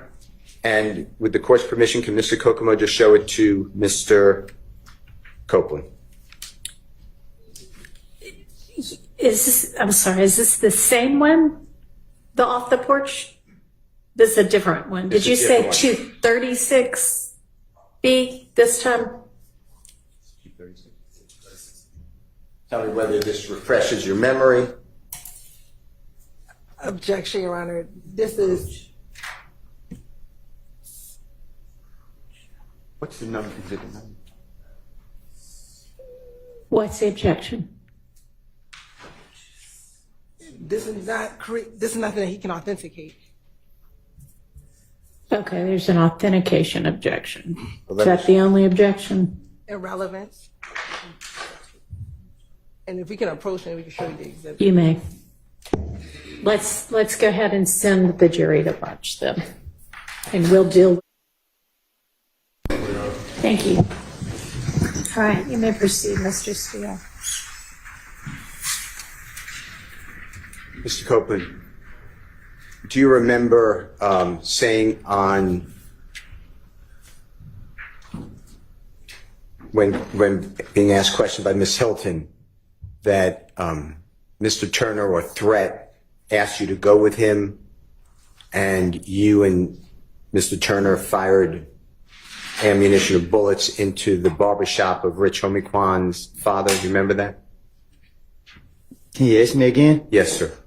Do you remember telling the jury that you and Mr. Turner, Threat, went to the barbershop of Rich Homicwan's father and fired bullets into that barbershop? What about it? One more time. What about it? Do you remember saying that? Out of frustration? Yes. Yes. And when you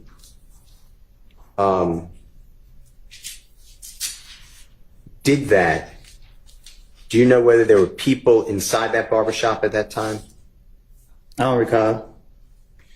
Do you remember telling District Attorney Hylton before you started to testify on Friday, June 7, 2024? I asked you this before, but I'm going to ask you again, okay? Before, when you first came into the jury to testify, before June 7, 2024, so before that date, do you remember telling District Attorney Hylton that there was a video of you and others saying, "We killed Nut," may exist? Do you remember saying that? I don't recall.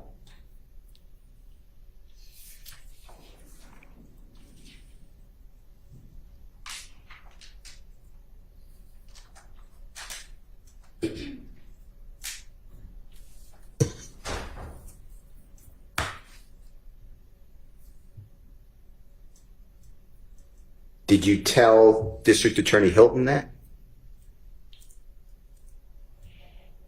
Did I tell her what? That there's a video with you and others admitting that you killed Donovan, not but Donovan Thomas.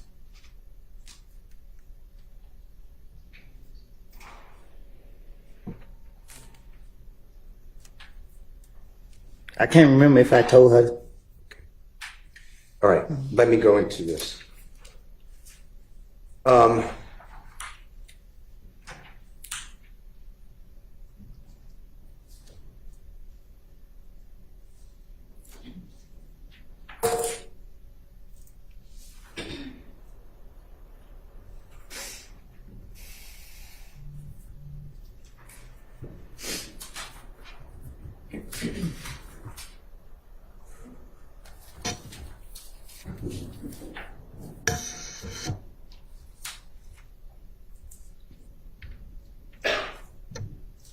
want to ask you about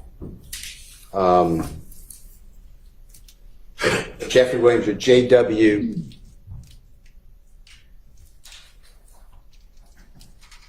$240P as in perfect, and that states exhibit number 378YE. So, Mr. Copeland, that's going to be the June 10, 2015 interrogation or interview with the police. And it's at 248:22 through 248:57. And this goes into you stating that when you pulled up, you told Deshaun is your child's mother, right?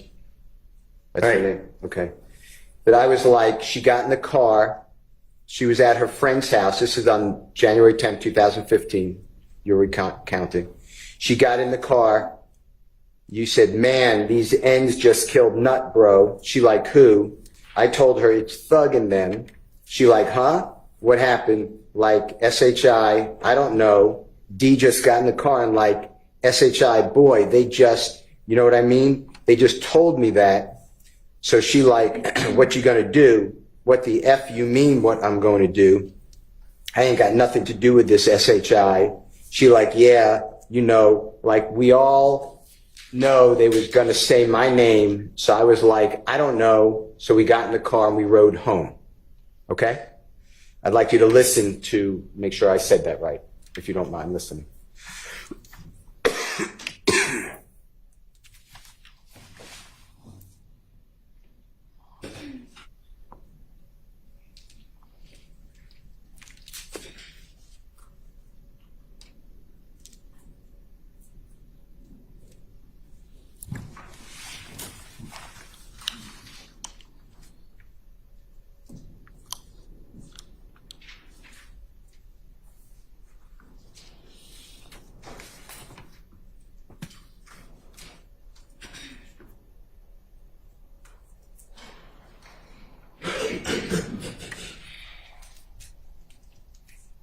Sorry about that. Thank you, Your Honor. Okay. The next one,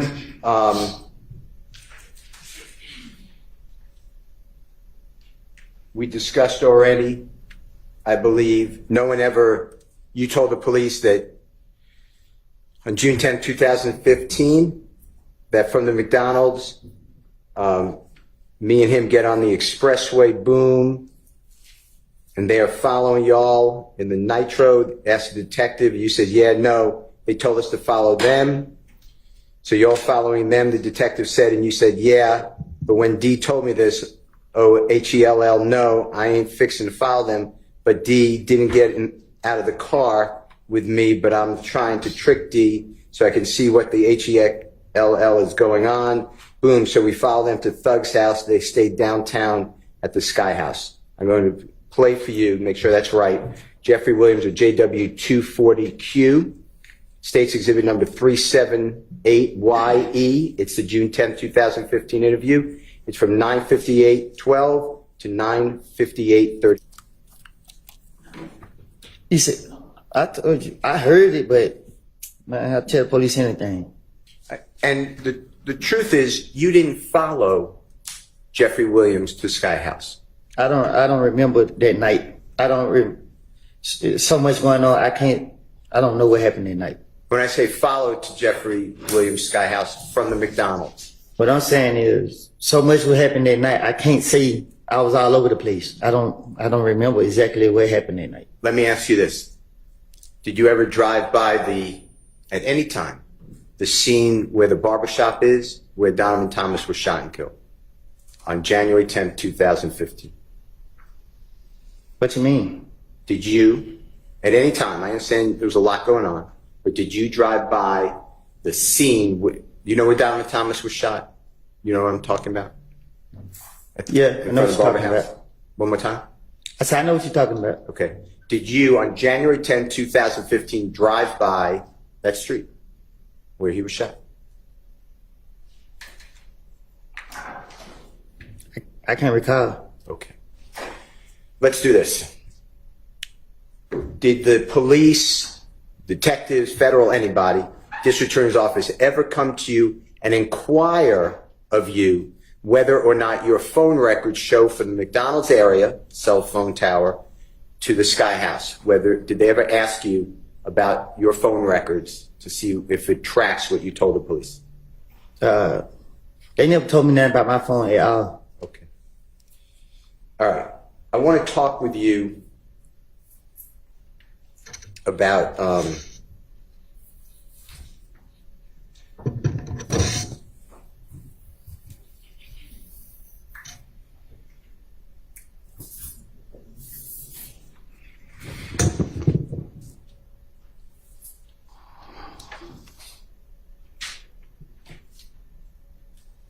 the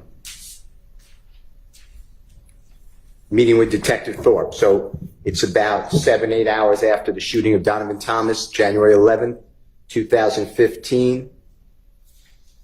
Your Honor, this is Jeffrey Williams, or JW241D, as in David. And this is State's Exhibit number 378, YA as in Elisa.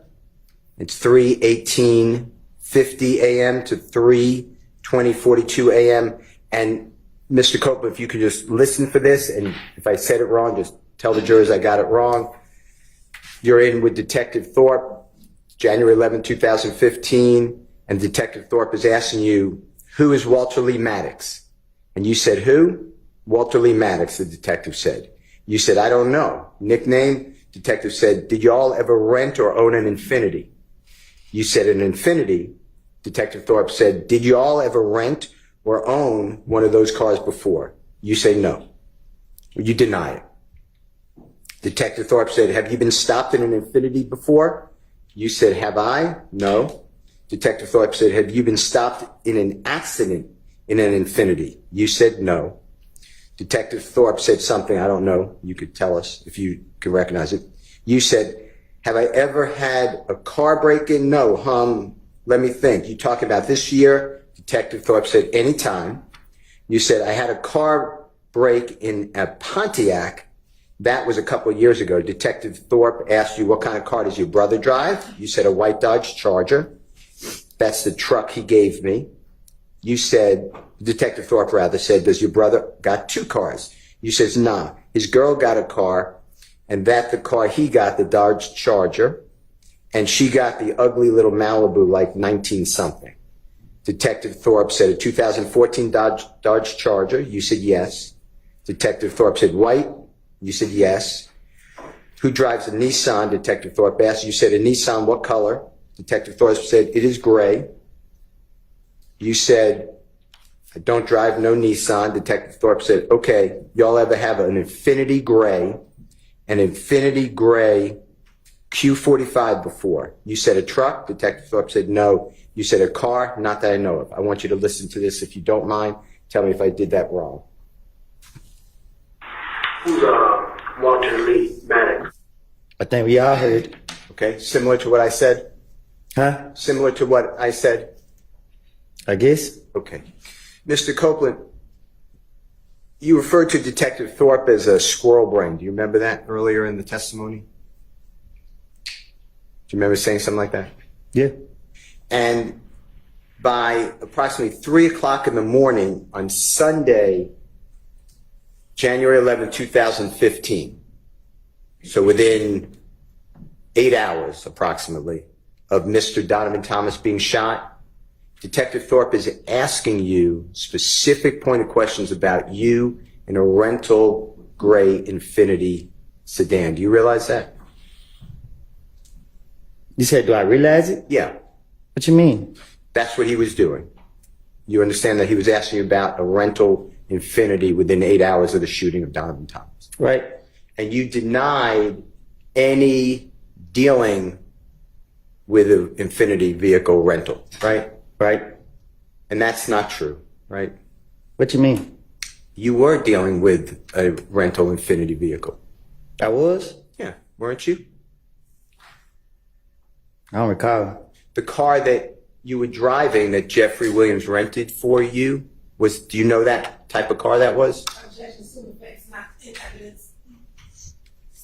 Or he testified to? What about him renting the car for him? Sustained. Okay. The car you were driving that you announced that you gave to Threat or Mr. Turner, do you know what type of car, rental car that was? No. Okay. Okay. Did the police ever come back to you and ask you about Walter Lee Harvey again? To your knowledge? I still don't know who that is. Okay. Did the police ever come back to you and talk with you about wrecking that 2015 Infiniti vehicle? Besides this? No. Now,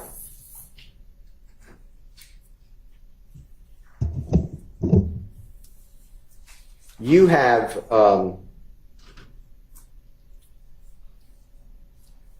used other people's, like when other people rent cars, you know, Miss Quarterman's mother rented cars allowed you and Miss Quarterman to use? You know what I'm talking about? Mm-hmm.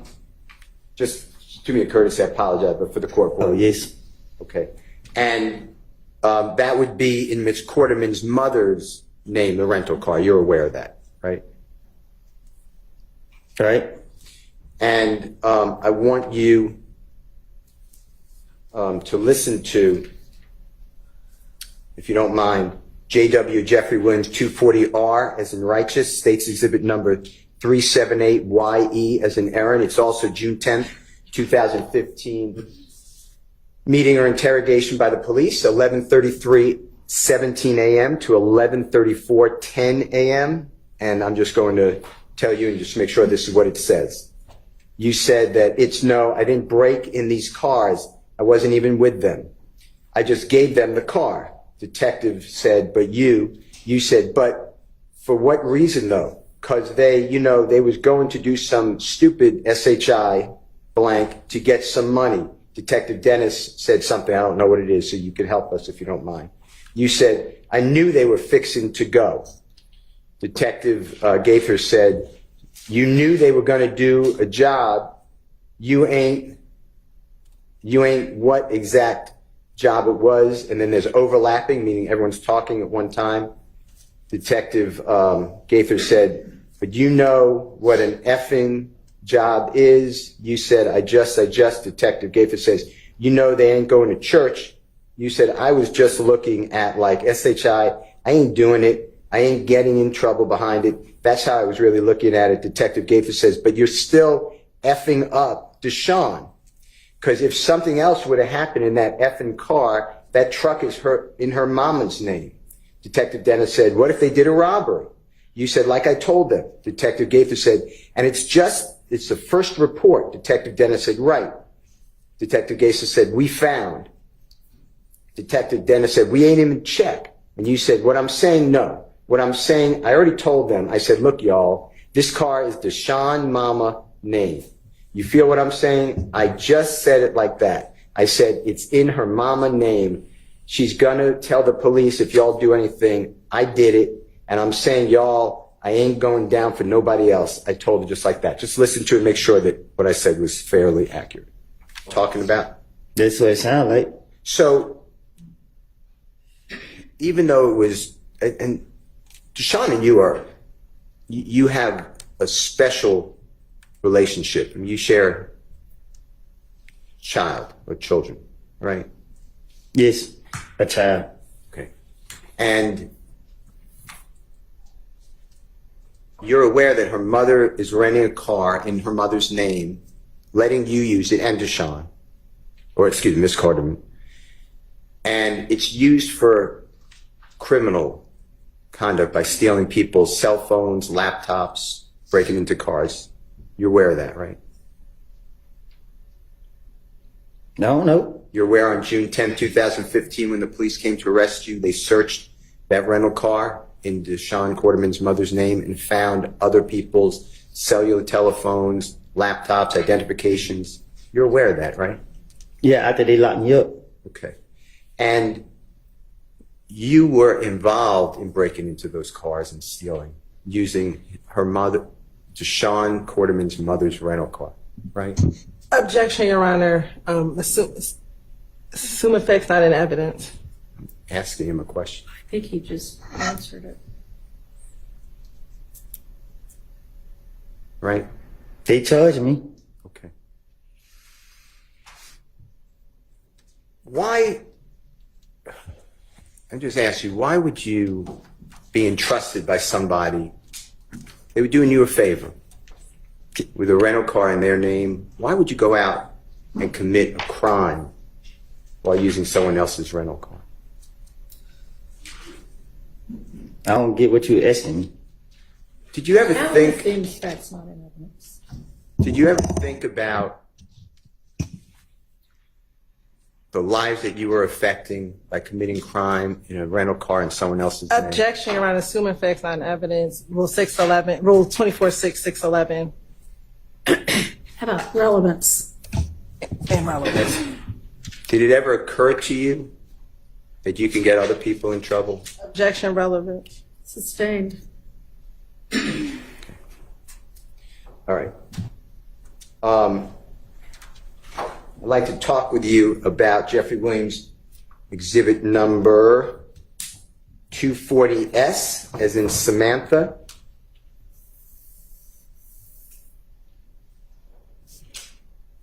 This is at State's exhibit number 378YE, as in Aaron. It's June 10, 2015 interrogation. It's at 10:00:31 a.m. to 10:00:46 a.m.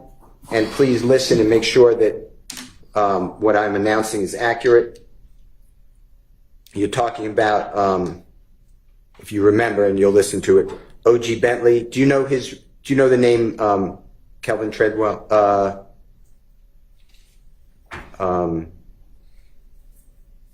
Do you know O.G. Bentley by a government name? Do you know who that person is? I don't even know who OG Bent is. Okay. All right. Where you said, you feel what I'm saying? This is what D's saying. Bentley's supposed to went and hid the car and the guns. Detective said, where? You said, I ain't never heard it. Like, they just cut me off. They seen all the police just kept coming at me, talking to me. I want you to listen to this if that's what you said, okay? Bentley supposedly hit a car and guns. Did the police ever come to you or the district attorney's office and say, we want to talk to you about that statement and see if we could verify it? Did they ever do that? Then I said to the police, they came back to me and asked me to verify whatever word you using. They never, after I said what I said to them, that was it. I didn't hear nothing else from them until I was back in handcuffs. Okay. Yesterday, you were shown State's exhibit number 22CC. Could you help me out if you don't mind? Thank you.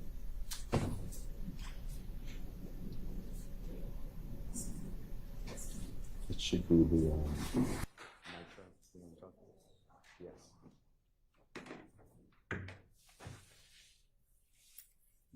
This is already in evidence, Your Honor. Right.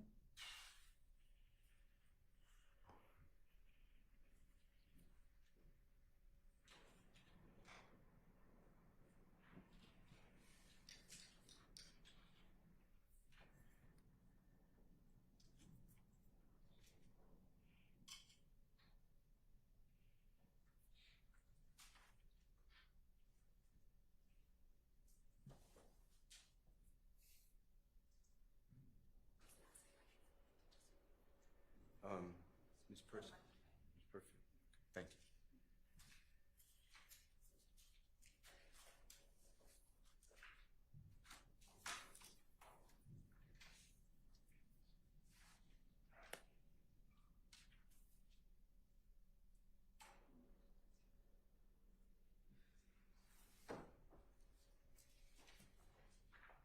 But did they ever do anything to try to tie it to that person? Did the police ever do that to you?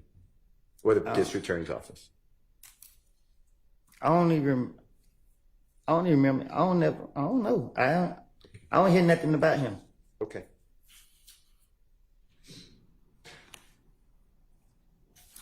All right. I want to talk with you about your statements to the police. That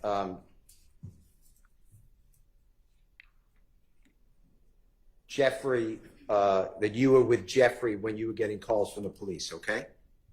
There was some discussion like that. And it's, Your Honor, is JW, Jeffrey Williams, 240T, as in terrific. State's exhibit number 378YE, as in Aaron. It's again June 10, 2015. This is at 9:50:35 a.m. to 9:51:48 a.m. I'm sorry. Of course. 9:50:35 a.m. 9:51:48 a.m.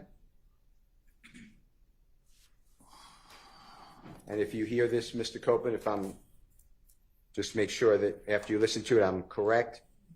You said, I'm like, don't worry about it, N. But anyway, long story short, the detective was calling my phone. You know what I mean? And he was right there. The detective said, Thug was right there? You said, yeah. You said, so I answered the phone, and he looking at me like this.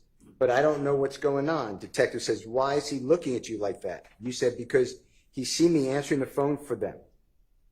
Detective said, but at what point does Thug have anything to say, nuts murder, to be looking at you in any kind of way, like, don't worry about that, like this and that? And you said, I'm fixing to give it to you. Detective said, please, we've been waiting for months. You said, no, I ain't. Guess what? I heard he was trying to kill me, but I ain't. This is what happened. I answered the phone. Hello? Yeah, this. I knew it was a detective calling. Detective said, the one that's handling the murder case? You said, no, different detective. Detective said, okay. You said, I thought one of them was you. My sister said that. She described, you know what I mean? But she was just like a man. Detective said, right. So you said, so I just thought she was talking about you. Detective said, okay. You said, so she was like, detective's called. All right. So I answered the phone and he's right there. So I was like, yeah, indiscernible. So I don't know what that means. I couldn't understand it. This and that, man, they just talking to me. And he was just looking at me, but I ain't think, because I ain't did nothing. So I'm like, SHI blank. I'd like you to just listen to this if you don't mind and tell me if this is what you're saying, and I'd like to ask you some questions. Mr. Copeland, what I said, was that substantially right, according to what you just heard? That what it sound like? Did the police ever come to you, or the district attorney's office ever come to you and discuss with you whether or not anything about you were around Jeffrey when police are calling and his impression of it or reaction to it?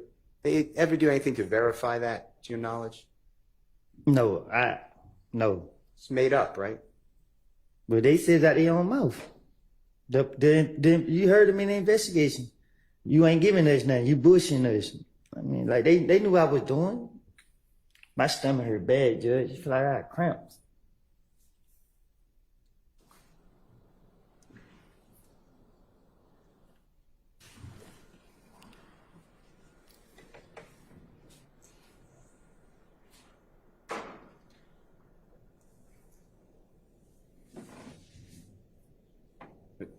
Can I ask you a question? Okay. This is JW241E as in Aaron, State's Exhibit number 378YA as in Elisa.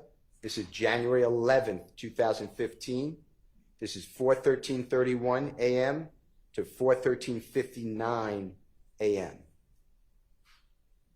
And specifically, this is you telling Detective Thorpe that that you wanted to retaliate after the shooting of Donovan Thomas. People were shooting your family's homes. You want to retaliate, and Jeffrey telling you, don't do that, let 12 handle. Okay, just listen, okay? You able to hear that, Mr. Copeland? Yeah, I heard. And is it fair to say that you told Detective Thorpe about 7-8 hours after the shooting of Donovan Thomas that Jeffrey's reaction to all this is let 12 handle? Say it again. Okay. Jeffrey's reaction when you were saying that people are shooting at your family's homes, God forbid, Jeffrey told you let 12 handle. That's what you told the police, right? Now I tell the police anything to try to get them out my face. Okay. And tell the jurors, if you don't mind, who is 12? Who? Who is 12? Who is 12? Yeah. Shit, they know the police.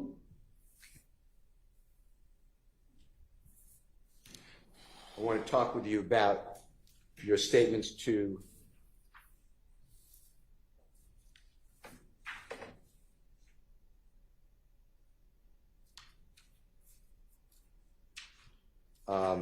law enforcement. This is JW240U as in unbelievable. It's State's Exhibit number 378YE as in Aaron. This is 10:58:11 a.m. to 10:58:46 a.m. This is again June 10th, 2015. And Mr. Copeland, just to orient you, this is where you're talking to the police about Jeffrey supposedly wanted to have you killed, okay? Have who killed? Remember that? Have who killed? You. Me? Yeah, that's what you told the police. I'm going to read it, and then you tell me. Well, I'm going to say what I think it said, but you correct us. You said, it ain't none of that. It ain't. This is what only thing, when the police call, bruh, he's seen me talking to them, and he just feel as I ain't supposed to say nothing. You know what I mean? He just want me to just let y'all put one on me for murder. You know what I mean? That's what he want. Detective said, and Sam called and not saying nothing. And you said, that's what he wanted. That's what I feel like deep inside my heart. Like I ain't even told my brother. I ain't tell nobody that this N is trying to have me killed. I ain't tell my baby mama, you know what I mean? Detective said, right. You said, it was a feeling like when Nut first died and everybody was coming, screaming my name, seeing how nervous and scared I was. If you could listen to it, if you don't mind. Play for you. Jeffrey Williams, 240W. As in wonderful, it states exhibit number 378YE as in Aaron. It's at 10:58:50 a.m. to 10:59:09 a.m. So it's right after where we stopped. So it's really a continuation. And I'd like you to listen to this and focus on your statement that, you know what I mean? It was, I got scared to be around him, the truth be told, I got scared. I told my baby mama, like you can call her now, man, we gotta go, man. I think that N thug, like that night they shot at us when I was telling you all that story, in my heart, I was like, darn, but it says another word, that N thug trying to get me killed, you know what I mean? So in those two back-to-back recordings that we heard, the JW240U and the JW240W, on the first one you said to the police that you ain't tell nobody that this N's trying to have me killed. I ain't tell my baby mama. And then in the second one, the JW240W, you said, truth be told, I got scared. I told my baby mama. Did the police ever ask you about that and push back and say, how do you say that? How do you say what? Yeah, that you didn't tell your child's mother, and you did tell your child's mother. Did they ever do anything like that? I think they just try to make me feel comfortable. Like they just talk to me to try to make me feel comfortable to open up to them. So that's what I was thinking. I don't know. I'm telling people anything. I ain't care about getting caught up in a lie. But I was trying to be as convincing as possible. Okay. I'd like to go into JW240V, as in Victory. It states exhibit number 378YE, as in Aaron. It's June 10th, 2015. Mr. Copeland's 10:20:39 a.m. to 10:21 even, or 10:21:00 a.m. And this, I'd like you to focus on what you talked about with Valerie told you that Jeffrey wanted to set you up. And you said that, yeah, but see, Valerie got in the car. She was like, hey, bro, I'm going to tell you something. Don't say nothing. You know what I mean? Like, what's up? She like, thug, this and that and that. And I'm like, detective said, no. And then you said, now I'm like, what you mean? And she like, don't trust this N, bruh. You know what I mean? He trying to set you up, talking about every time I go out, I got out of jail, something got shot up. Detective says, uh-huh. Can you listen to that for me? All right. Thank you.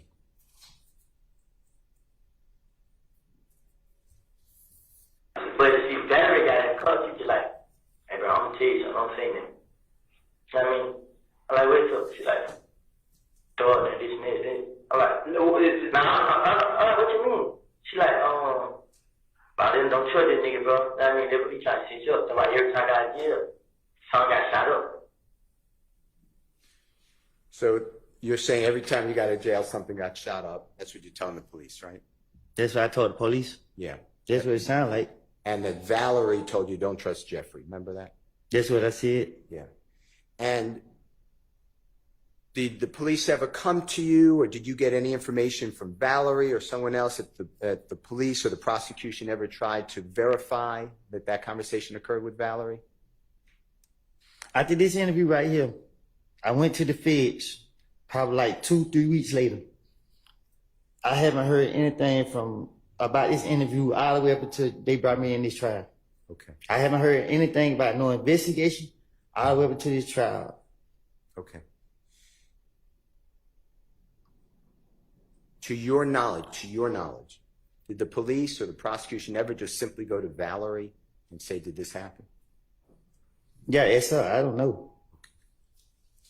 I'd like to show you what the prosecution showed you yesterday. It's State's Exhibit number 60W, as in wonderful, A as in Elisa. It's timestamp 208. Ms. Knight, do you mind helping me? Thank you.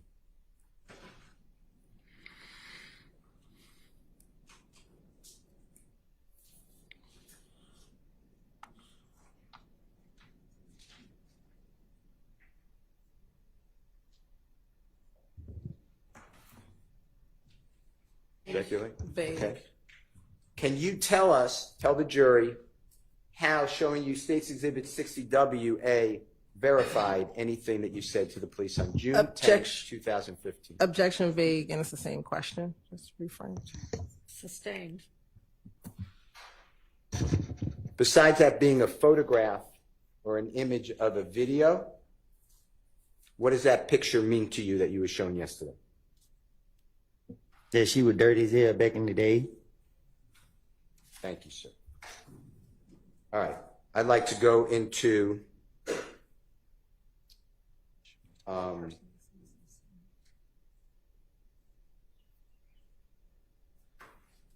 JW24X as an X-ray. That State's Exhibit number 378YE as an errand, June 10, 2015, from 4:13:34 p.m. to 4:14:46 p.m. Specifically, Detective Dennis asked you, what does Birdman have to do with all of this? And you answered, Birdman's quiet. Detective Dennis said, he don't tell them to calm down. You said, Birdman, he don't talk in front of us. Detective Dennis said, he don't. Y'all like that? And you said, but he like, yeah, he right there. He talked to me a lot, but it don't be about nothing. Detective Dennis said, small talk. You said, yeah. What the H, this N talking about? Detective Dennis then I can't understand what he's saying. And then you say, it sound like it. Detective Dennis said, you think so? You said, I don't think he did it. I don't know. Detective Dennis said, so with all this stuff with Nut, what was his reaction to it? Meaning Birdman. You said, from me to you, he was trying to pay them to keep quiet.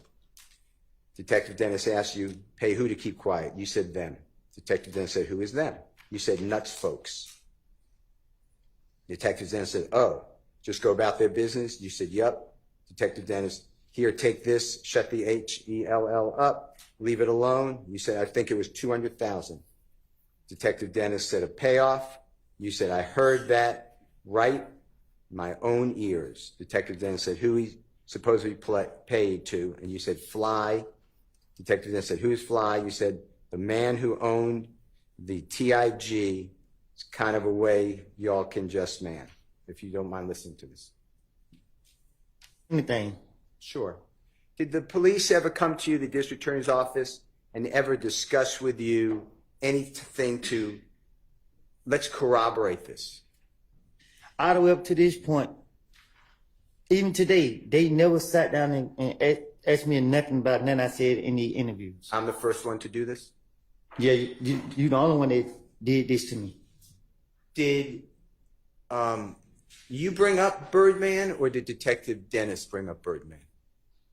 I think he did. And then you just started talking about him, like you. That's what I'm gonna do. Like you've been telling the jurors. He bring up your name. I'm gonna have something for you.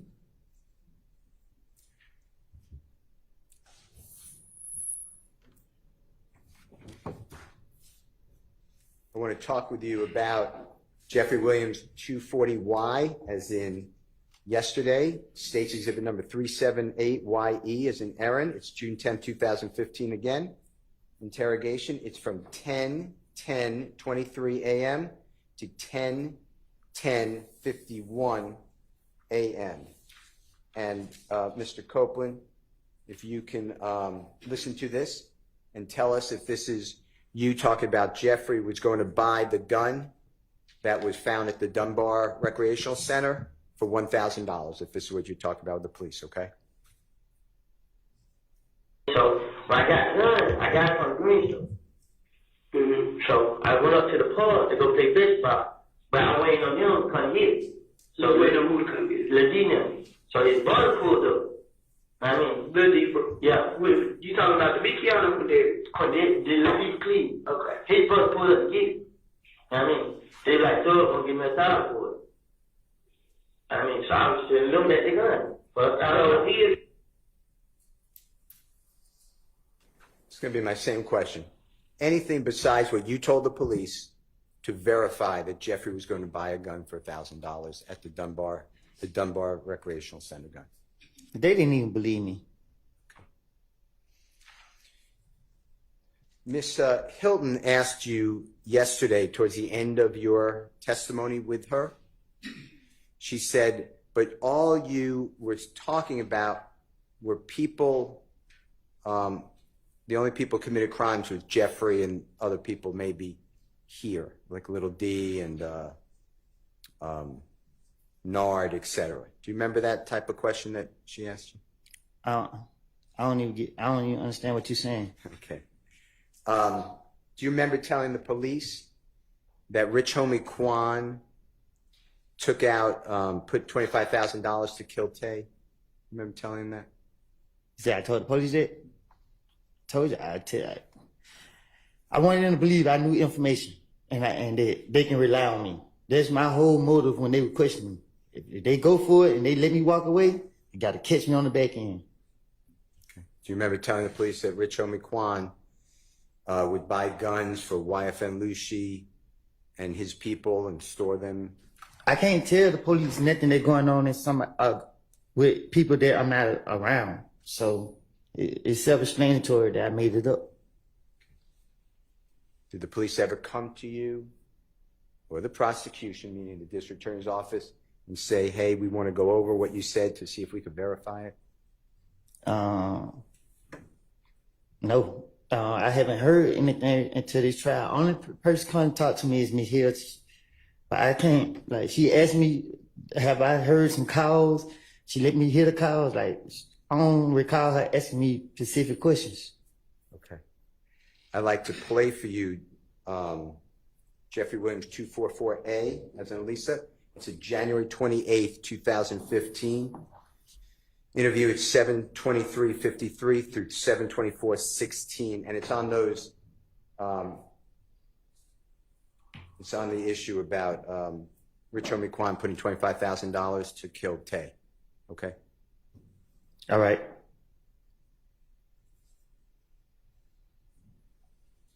'28, 2015. It's 9:07:17 p.m. to 9:07:26 p.m.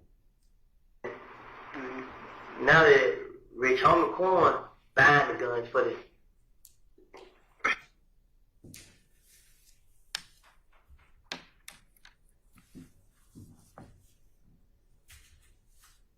Is that it? Okay. And Mr. Copeland, this is just the same thing you've been saying the whole time, right? You're just going to talk about me. If the police bring me up or want to know, you're just going to be a fountain of information, so they let you go. Man, this is crazy, man. Like, throughout my whole life with interacting with the police, they never believed nothing I said. I don't have a clue why they even got me in here. You know what I mean? Yeah, man. I'd like to talk with you about Jeffrey Williams, number 240Z, as in zebra. It's State's Exhibit number 378YE, as in Erin, June 10, 2015. It's 1:16:56 p.m. to 1:17:36 p.m. You said, you know what I mean? This N, you know what he did to me? He gave me $300,000 to hold, and he left and came back. Detective Dennis said, and you ain't getting none of that? And you said, I don't care about money. I don't. Detective Gaither said, you care about some money. And Detective Dennis said, you kind of dissing yourself, man. And you said, listen, the N would give me money. What is N? N-I-G-G. Oh, nigga. You feel what I'm saying? I didn't need nothing. I didn't. Detective Gaither said, how much? You said, but when I went to jail, he didn't help me.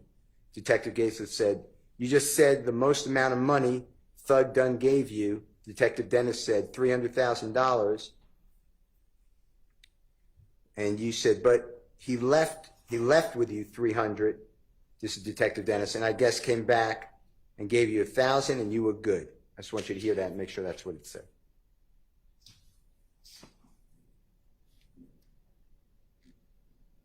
You're not making any sense, right? It's saying that to you, right? Right. They know, you believe they know this is all just try to make them, give them something they need to let you go, right? Objection to speculation. That's what you're doing. Don't speculate about anyone else. That's what you're doing, right? They know that. Dennis know it. Gaither know it. Okay. And there's no picture of you with $300,000. You're not saying that's true. You just said that to the police, right? If I had $300,000, you know it would have been pictures, videos, and everything. The whole world would have seen it. Okay. I'd like to go through with you Jeffrey Williams, or JW 241F as in Fox, State's Exhibit number 378YA is in Elisa. This is January 11th, 2015. So this is, 7-8 hours after Mr. Thomas was, God forbid, shot. It's 3:14:24 a.m. to 3:14:29 a.m. And I want you to hear and listen for whether you said this. I never had a problem with Nut. Me and Nut ain't never had two words with each other. Me and Nut was always okay. You know what I'm saying? The only person I ever had a problem with was Cal. Just tell me if that's what is being said.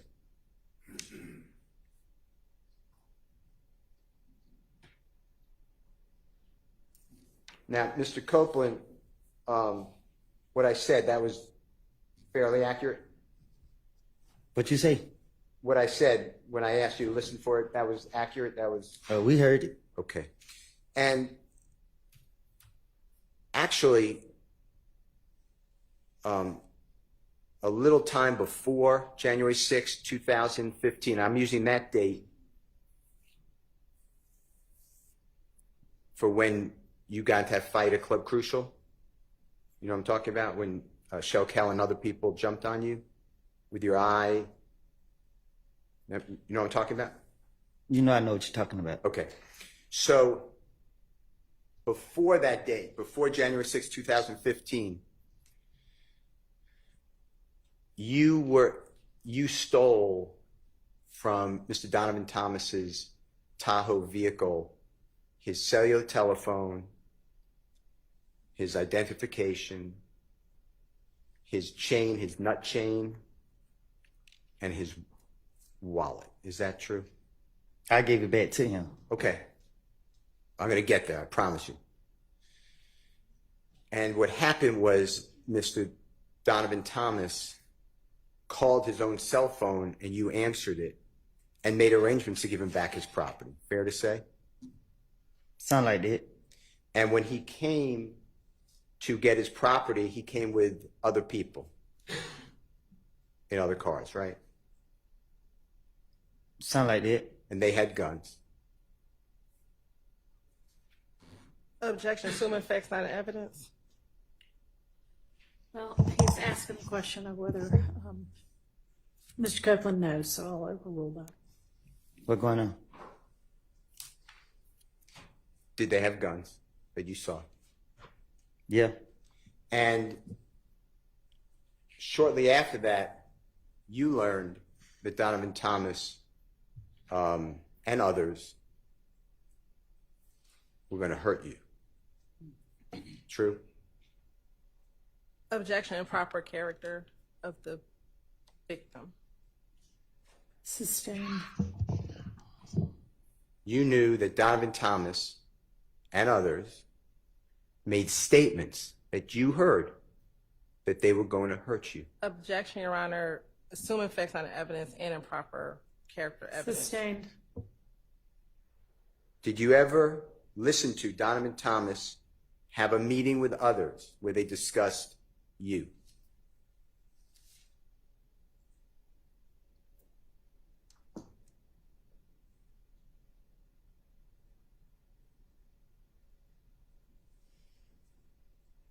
Yeah, I was told. And you were actually listening, and there was a person named Maurice or Mo who was in prison on the call as well, right? I don't know. I don't know who somebody came back and told me. Okay. And you understood that Donovan Thomas and others were going to hurt you. Is that true? Objection, assuming facts not into evidence. Sustained. Did you believe, come around January 10th, 2015, that Donovan Thomas and others were going to hurt you? Did you believe that? Same objection and relevance of what his beliefs were. I think it goes to his state of mind on the day that Mr. Thomas was killed. Overruled. What you asked? Did you believe that on the date that Donovan Thomas was killed, that he and others, his friends, were going to, had a plan to hurt you? Physically? I was told it. Okay. So when you told the police on January 11, 2015, that you and Nut never had any words, never had a problem, your only problem was with Kel, you just didn't want to tell the police about that, right? Say that again? You did not share with the police what you believed to be a problem that Donovan Thomas was and his friends were trying to hurt you. You didn't share that with Detective Thorpe, did you? I don't know. You told Detective Thorpe that you never had a problem with Mr. Thomas, right? We just heard that. That's what I told him. Okay. I want to go into what you have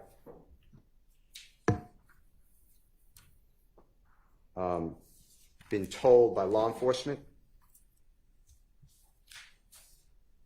I'm going to do it all from January 10th of 2015. And I want you to listen to these.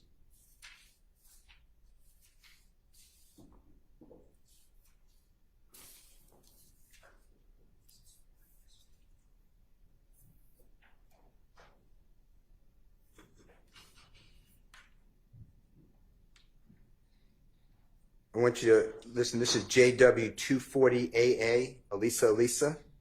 States Exhibit number 378YE. It's June 10th, 2015. It's 1:15 p.m. to 1:51 p.m. and tell the jury if this is accurate. You said, "It is though. I sat right here. You know what I mean? I promise I wouldn't back out for nothing. You know what I mean?" Detective says, "I'ma find out." You said, "Like I said, man, if that was to keep me out of jail and y'all can help me, I promise you, want Birdman, Kente, any of them, I will go right there and do what I have to do, right? I am good with anybody. You know, even though all this SHI blank going on, you know," and detective says, "You mean right?" And you said, "I put it on my mama's soul. I mean it." I want you to listen to this, okay? To say, June 10, 2015, 1:16 p.m., you mean that right? And you said, "I put it on my mama's soul." She's saying that what you said, that you're going to help them. You'll do anything to get out of jail, right? Right. Okay. I want to go back in time, same day, but this is going to be 9:45 a.m. So about 4 hours before, 3 hours before. This is JW 240B as in Barry, B as in Barry, States Exhibit number 378YE as in Aaron. And this is 9:45, 19 a.m. to 9:48, 39 a.m. And it's Detective Cunningham, not detective, Special Agent with the ATF, Alcohol, Tobacco, Firearms, Explosive, Cunningham. She's a female, and she says, and I want you to make sure that it's accurate, she says, okay, I need you to listen. You know you're a felon. You know that you got a gun today, so you can't even dispute that. I don't even want you to try because you're just going to be wasting my time and yours too. And let me finish. You said no, and there's overlapping conversation, meaning multiple people speaking. The ATF agent Cunningham says, me and investigator Gaither, but the gun today, the one we found today in the apartment, meaning when you were arrested from your apartment on June 10, 2015. You said, ATF agent Cunningham said, now, when it comes to the federal system, it's not you go, when you go, do your time, there's no parole. There is no what it is. And then Detective Gaither says, early release. And then Agent Cunningham says, no early release. You may get good behavior, but that's only like you get nothing. And they typically don't let you stay in Atlanta. They might ship you off somewhere clear across the country. So whatever you do, and then you say, darn, but you said a different word, my head hurt. Agent Cunningham said, I'll go back and tell the United States attorney that's assigned to this case, this is what he did to help himself out. It pans out. Or I can go back and tell her, this is what he said. We found out it was a lie. He's continuing to play games. The judge do what they want to do. So, before we can even get started, especially while I'm sitting here, everything is on you. Because I've never talked to you before. So with me, you almost get a clean slate to help yourself. If you do lies, I don't, because I got too much other stuff to do and would hate to have to go back and tell the U.S. attorney, but he's lying, he's full of crap. It's up to you. You said, before I lie, then there's a lot of people talking. Agent Cunningham said, it's up to you, Mr. Copeland. You said, before I lie, Agent Cunningham said, let me finish. I think it's a 3 or 4 time convicted felon you are.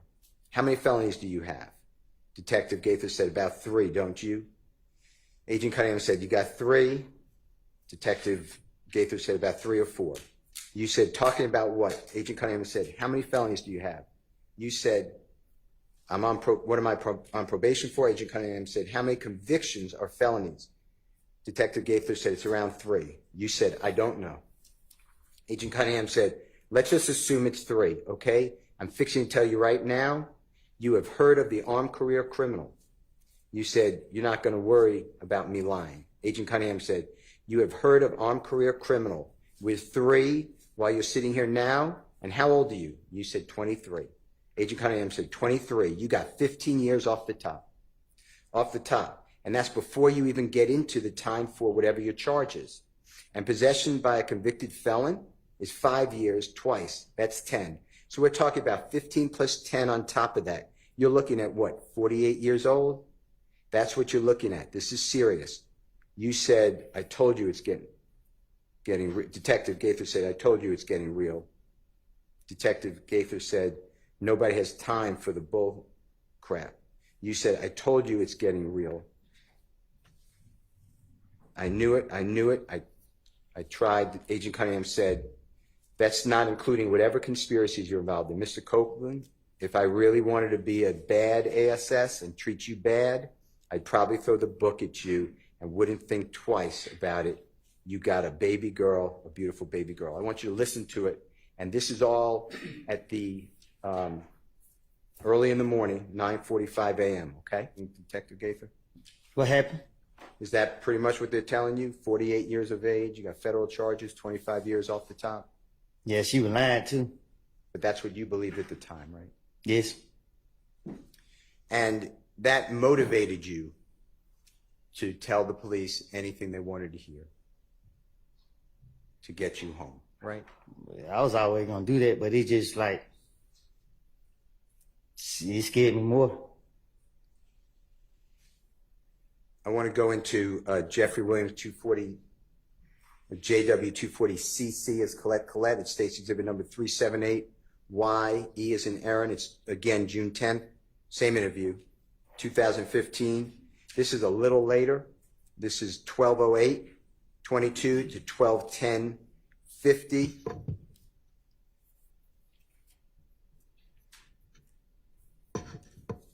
And on this one, you said, man, so what can I do? I don't know why. I'll do whatever, man. I'll wear a camera. Detective said, listen to me. I'll do whatever, man. I'm glad you mentioned that, said Detective Gaither. I'll do whatever, man. I promise to God, man. Detective said, I'm glad you mentioned that because last Thursday, Miss Kim Dammers is a United States attorney, like the head person for the federal prison system. And I basically broke down to her everything we had so far in your case. All of them, shootings, all of this, all right? She said, you guys have great cases, but we need somebody with direct knowledge that can take down the main culprits. To us, I don't think you're a main target because you are the target for them. What we want, the top guys that's calling the shots. I know you heard the term, we want the big fish. And sometimes to get the big fish, you got to dangle small fish in front of them for them to come, for the fish to come. So is that something you want to do? Because our case is sealed with you. Like it's not, of course, we would like to, solve some of these retaliatory shootings and all that stuff. But as far as your fate at this point, Detective Dennis said, you're done. Detective Gaither said, you're cooked. The only thing that may possibly help you is helping yourself by speaking what you know. You said, I just. Then Detective Gaither said, right. And then, but that's Shannon. And Detective Dennis said, he's on the same level as you. Detective Gaither said, basically, I don't consider Shannon a big fish. Detective Dennis said, he's a small fish. You said, I know what y'all want to throw. Detective Gaither said, like, he's a gopher, you understand? And that's why he's less. In my opinion, he's less than you with your status, in my opinion. And you said, so what do I need to do? And Detective Gaither said, I want to know what the F-U-C blank thug doing. I want to know what the F thug doing. Oh, I want to know what the F, goddamn, excuse my language. Where is his money from? If they got to get Birdman, we want to talk about the darn, or it says, damn, Wayne Bus. I want to play that for you. Tell me if this is what you were told. So what did I do is they made straight up. To be recorded, but they made it clear to you that they wanted Jeffrey Williams, you to give information on Jeffrey Williams, right? yeah. And the only way that you were going to avoid, in your opinion, what you were told, pretty much the rest of your life in prison, is that how you understood it? Was to give information on Jeffrey Williams and others. True? Really, just him. And it was a lie, wasn't it? What you mean? Jeffrey Williams didn't do these things that you're telling the police. But I told y'all that. Okay. All right, let's take a break.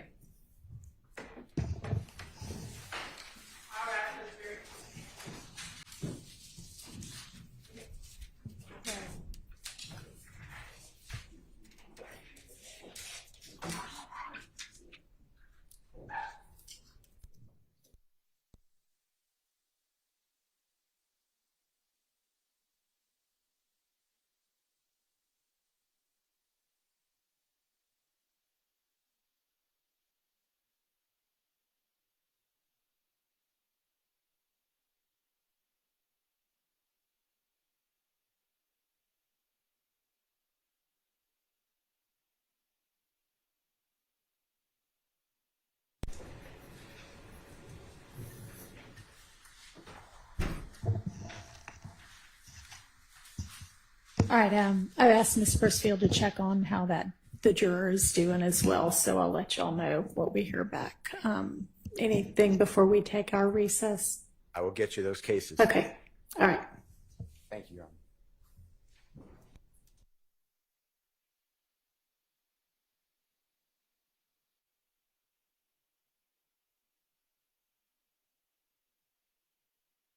Break a little early. All right. Go ahead, Mr. Steele. Mr. Copeland, I would like to discuss with you Jeffrey Williams, JW 240DD, David, States Exhibit number 378, YE as in Aaron, that's at 11:52:04 a.m. to 11:52:28 a.m. And what it specifically, I believe, says, and then you tell us if I'm wrong or correct, that you said, because right now, I just need help. If y'all can promise, y'all could help me, I promise. And then there's some break. I don't understand what's being said. And then you say, I'll sit here, tell y'all everything I done heard and everything I done saw and everything I can tell y'all, stuff that y'all can go get. You know what I mean? Like, and then Detective Dennis said, are you willing to do that though? And you said, I promise. I'll do it right now. I can show y'all houses. Y'all can go bust your head right at the spot. I don't care, man. I just want y'all to protect. Detective Dennis says, what do you want out of it? You said, me, my baby girl. Excuse me, I said that wrong. Me and my baby and my girl. Can you listen to it for us? Right now, this, I just need help. If y'all can promise y'all to help me, I promise you, bro. I'll sit right here and tell y'all everything I done heard, everything I done saw, and everything. I can tell y'all stuff that y'all can go get. Understand? Like, Are you willing to do that now? I promise I'll do it right now. I can show y'all houses. I can y'all go butch everybody's spot. I don't care. I just want y'all to What do you want out of it? like that. Mr. Copeland, what I said, was that fairly accurate of what you just heard? That's what I just heard. Okay. And then the last one I want to focus on for this series is Jeffrey Williams, number two, or JW 240EE, Aaron, that States Exhibit number 378YE. It's the June 10th, 2015 meeting, interrogation with the police, and now it's a little early. It's 10:01:46 a.m. to 10:01:59 a.m. And you said something to the effect of, I hate jail, man. And I'm just saying darn, but it says another word. I let an N get me sent away for man, them N's trying to kill me and my child, bruh, I ain't. And then he talking about killing me, bruh. Listen, I'm tell you anything. Okay? If you could just listen to this for us. You know what they did to me? Tell us. Tell us. After January 10th, people started shooting at me and my family. February, I went to jail for trying to protect me and my baby and my girl at the time. They put me in Rice Street on some stuff called medical flow. It's somewhere hid in the jail. It stink. It's crazy people in there talking, yelling through the door, putting feces all on the window and on the wall. They locked me in the room. It's one door right here. It's one door right here. And it's another door back here. And it's another door back here. I'm behind this door. I don't see nobody. I don't talk to nobody. I'm by myself. I'm at the verge of losing my mind. People trying to shoot at me while they got me locked in this room. I can't talk to nobody. I can't see nobody. I'm locked in this room. They held me in that room for 3 weeks. I got out of jail. I had a court date for another county where I never even been to for some charges I never even did. I don't steal out of stores.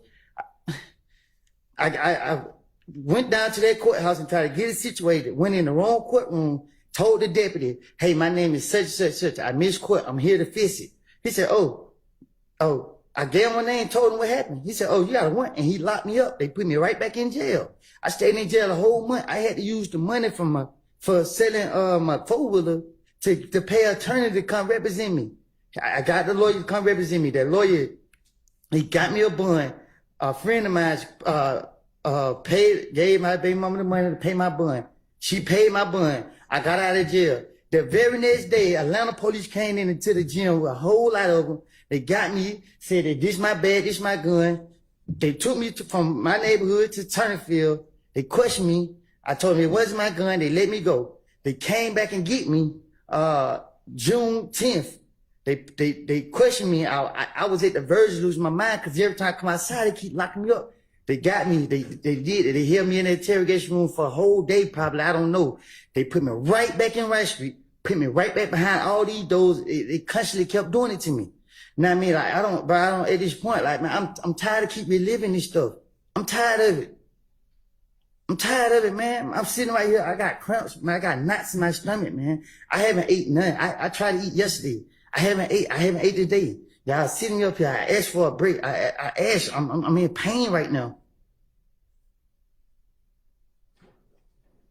I understand it might be my fault. I'm telling y'all, I made it up. I lied. Damn, man. This is crazy. I'm telling y'all, my stomach hurting, man. Well, with the Honorable Court's order, we're going to be leaving in a little bit of time. Can you try to just listen to the JW 240EE that I just said?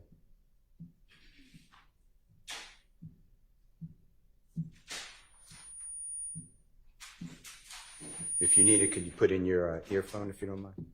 I can hear it. Okay. I hate jail. I hate jail, man. I'd be damn if this nigga reach out with man, my nigga try to kill me and my child, bro. And they didn't even come out and kill me, bro. Listen, I'm telling you, you never do.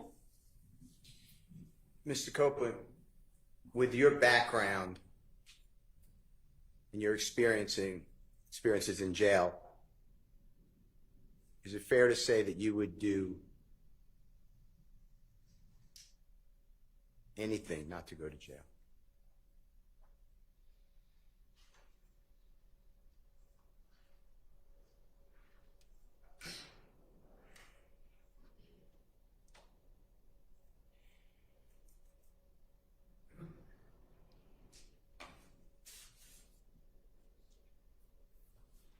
Mr. Copeland, can I ask you a couple of questions? I'm listening. Okay.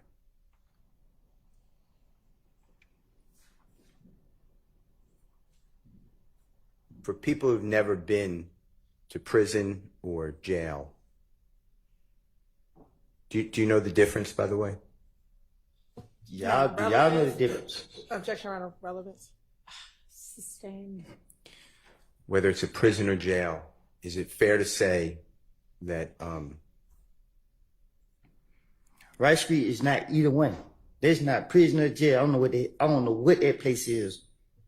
This is the worst place in the world.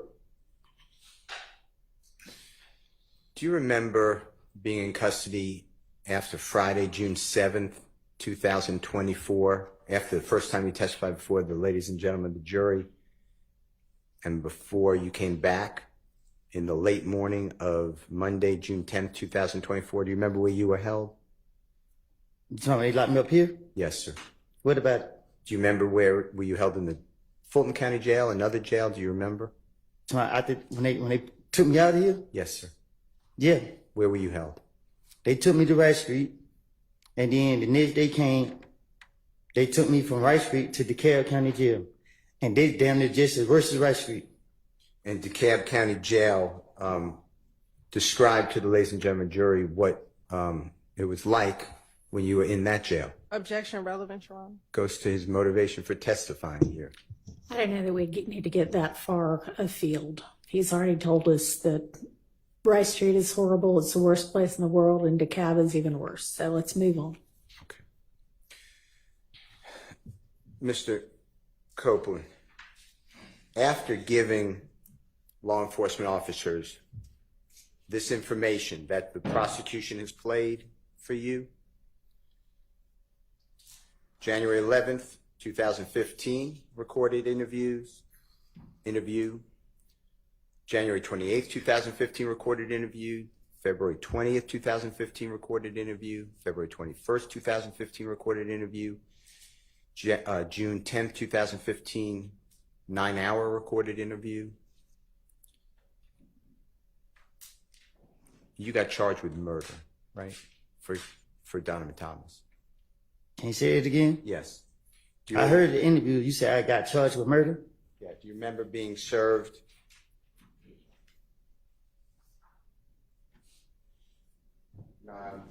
Marking Jeffrey Williams number 245. May I approach you on it? You may. I'm going to show you this, Mr. Copeland. If you need any assistance, let me know. Do you remember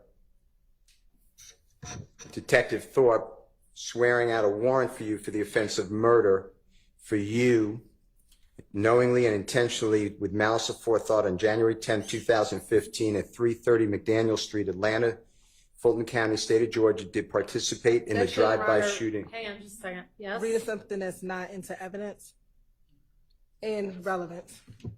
Okay, well, overruled on relevance. What was the first thing? That he's reading something that's not in. All right, so have him, are you asking him whether he recognizes it? Just Sure. Did he ask get him, charged? do you recognize it? That's Okay. the way to do that. Okay, look at Jeffrey Williams number 245. It's several pages, but this is the first page at first. Do you recognize that as the warrant taken for your arrest for murder of Donovan Thomas by Detective Thorpe on October 20th, 2015?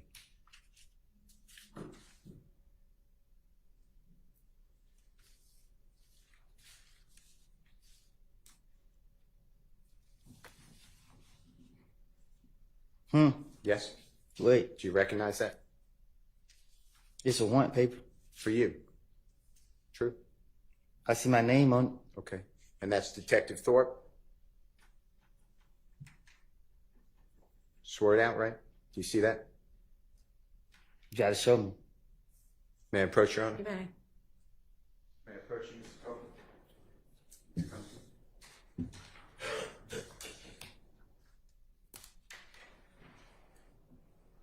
You see that? Yeah. And you see the date on there, Mr. Copeland? October 20th, 2015?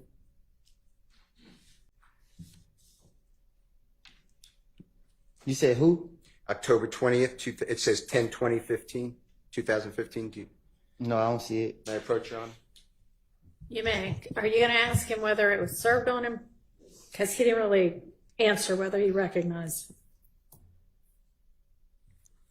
The date? Mm-hmm. Yes.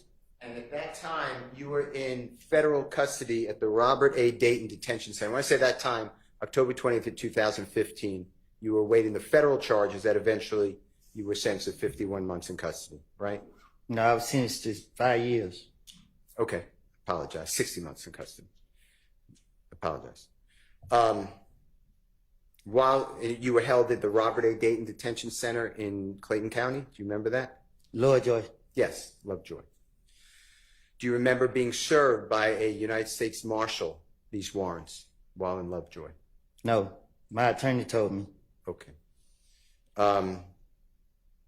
And you were charged with what crimes? He just said murder. All right. For Donovan Thomas, right? That's what he said. Okay. So after Detective Thorpe, you knew that he worked with Detective Gaither, right? What you mean? They were co-workers. They were working, they interviewed you together, interrogated you. You knew that he worked with Detective Dennis, right? Right? You knew he worked with federal ATF agent Cunningham, right? Right? And he took out a warrant for you for murder of Donovan Right. Thomas just 4 months after you gave the last interrogation that we have, June 10th, 2015, right? Right? Mr. Copeland, eventually, you went to federal custody and you entered a guilty plea for a 922G count, which, forget that, for possession of firearm by a convicted felon. Is that true? Right? You remember going before the Honorable Judge Totenberg? Right. And she gave you the maximum sentence for that, 60 Right. months. And you served 51 out of the 60 months. Is that fair to say? Right. Okay. I want to show you some of your prior convictions and tell me if you recognize them, okay? I'll be right back. Your Honor, may I have a second? You may.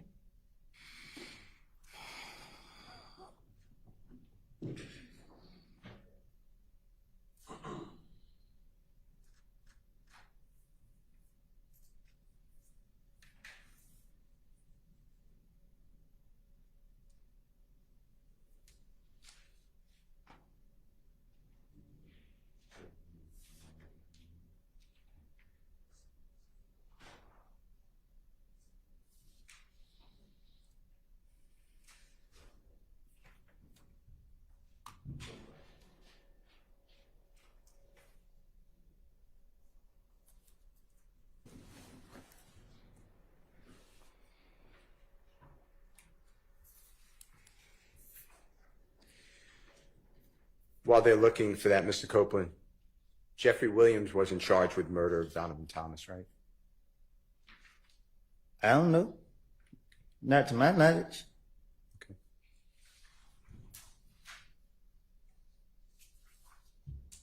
Even in this indictment, Jeffrey Williams not charged with murder of Donovan Thomas. Do you realize that? And if you don't know, just say, I don't know. Objection, Your Honor. Improper speculation. It's the indictment on trial. Well, it really doesn't matter whether he knows it or not.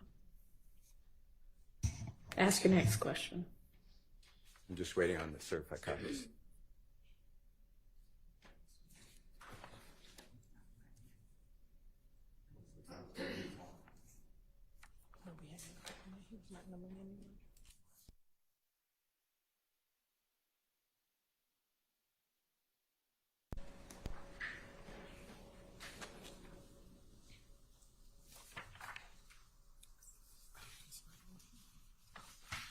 Mr. Copeland, I'm just going to ask you some questions while the prosecutor is looking at this, okay? While in jail, in the Fulton County Jail, as well as were you held in the Fayette County Jail? Do you ever remember that? Mm-hmm. Yes. Just to be fair, say yes, okay, or no. And you are aware that jail calls are recorded. Is that fair to say? Yes. Now, is it true that at times people in jail, I'm not saying you, but people in jail have contraband cellular phones, like cell phones like you would use today? They have them in the jail. A person who's in custody. You said, do people in jail have phones? Or in prison, yeah, or both. And if you don't know, just, I don't know. Yeah, people in jail. Yeah, I guess. Okay. Okay. I'm going to show you what I've marked. I'm starting at 252J, as in Jake. May I approach, Your Honor? You may. Mr. Copeland, may I approach you? Mm-hmm. This is, I'm just going to show you what I've marked as Mr. Williams 252J, okay? And if you could just take a look at this for me. Do you see what it says here? United States District Court, Northern District of Georgia. Mm-hmm. Atlanta Division, United States versus you. United States of America versus you, Mr. Copeland. You see that? Mm-hmm. And do you see your lawyer's name, Ms. Durrett? Mm-hmm. And that's Durrett. And do you see the Honorable Judge Totenberg's signature on there? Mm-hmm. And that was your judge, correct? Yes. Yes. And you see the date, October 24th, 2018? Yes. And it has an amendment to the judgment, same case number, your name, right? Yes. And it just has October 22, the same date, but the judge signed October 31, and it just amended your sentence. Is that fair to say? Yes. And this is certified. Certified means the clerk, you feel that, if you want to feel that seal? Uh-huh. Okay. Yes. And this shows that you pled guilty to the offense of possession of firearm under 18 United States Code 922G1. Do you see that? Yes. And your sentence is going to be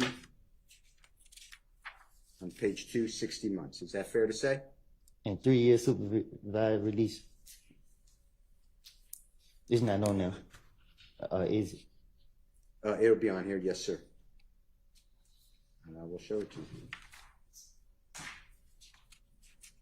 And supervised release is like what? Probation? Yeah. Okay. And it's right here on page 4. You see that 3-year supervised release? Mm-hmm. Yes? Yes. Yes.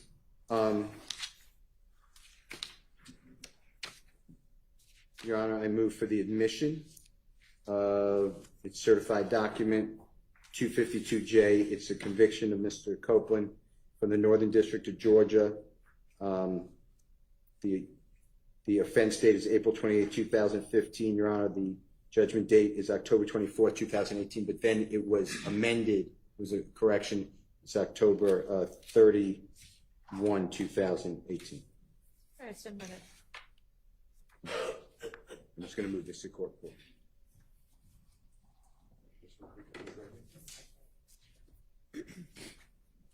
Mr. Copeland, I'm showing you what's been marked as Mr. Williams number 252I as an ice cream, okay? And again, do you feel that seal on it for a certified copy? Did you feel that? Mm-hmm. Is that a yes? Yes. Okay. Yes. And this is in the Superior Court of Fulton County, and that's state of Georgia versus you. You see your name? Yes. And that's indictment number. It actually says criminal action number 20 SC 176912. You see that? Yes. And do you see where it says that you entered a guilty plea under Alford? Do you know what Alford is? Remember? No. Okay. And it says 5 years to serve 3 years, balance of 2 years probated. Do you see that? Yes, I see it. On possession of a controlled substance, Schedule 1 or 2 with intent to distribute. Is that fair? That's what it says. This what it say. Okay. And I'm going to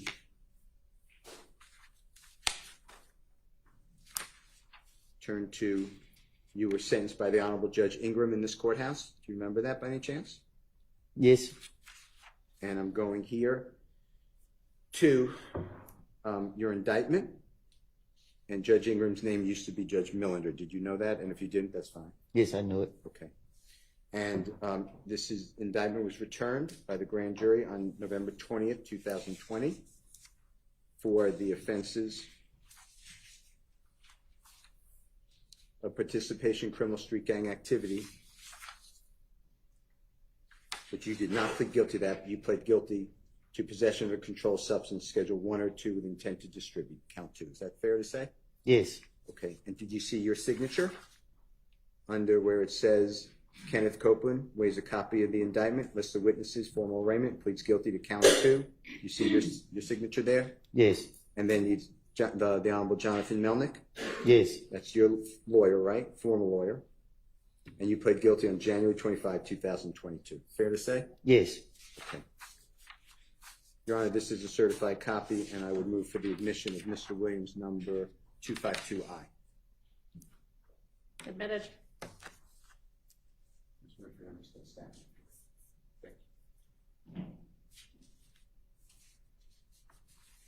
Mr. Copeland, if you don't mind, if you could feel the seal, that shows certification. Again, Fulton County Superior Court, State of Georgia versus Mr. Kenneth Copeland. That indictment number, I'm just looking at it and reading it, 22 SC 182134. Do you see that? Yes. And this charges you, and you pled guilty under Alford again to possession of firearm by a convicted felon. Do you see that? Yes.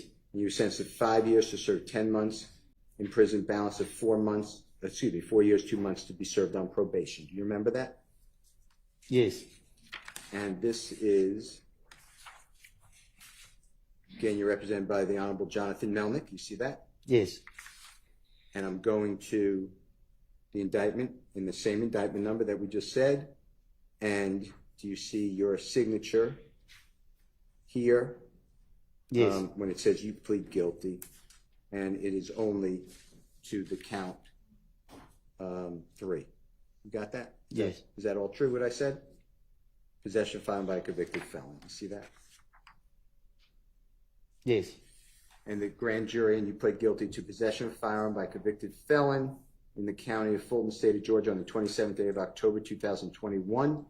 Did knowingly and without a lawful authority possess a certain firearm, a Glock handgun, accused having been convicted of felony in 10 SC 96938, Superior Court of Fulton County, offensive aggravated. Sorry. Yes, ma'am. Having been convicted of felony on indictment number 10 SC 96938 in the Superior Court of Fulton County, Georgia, for the offense of aggravated assault with a deadly weapon on March 7, 2011. Is that true? What's true? That's what it says. Yes. Okay. And that's the count that you pled guilty to. True? Yes. Your Honor, I move for the admission of Mr. Williams, number 252, M as in magic. Admitted.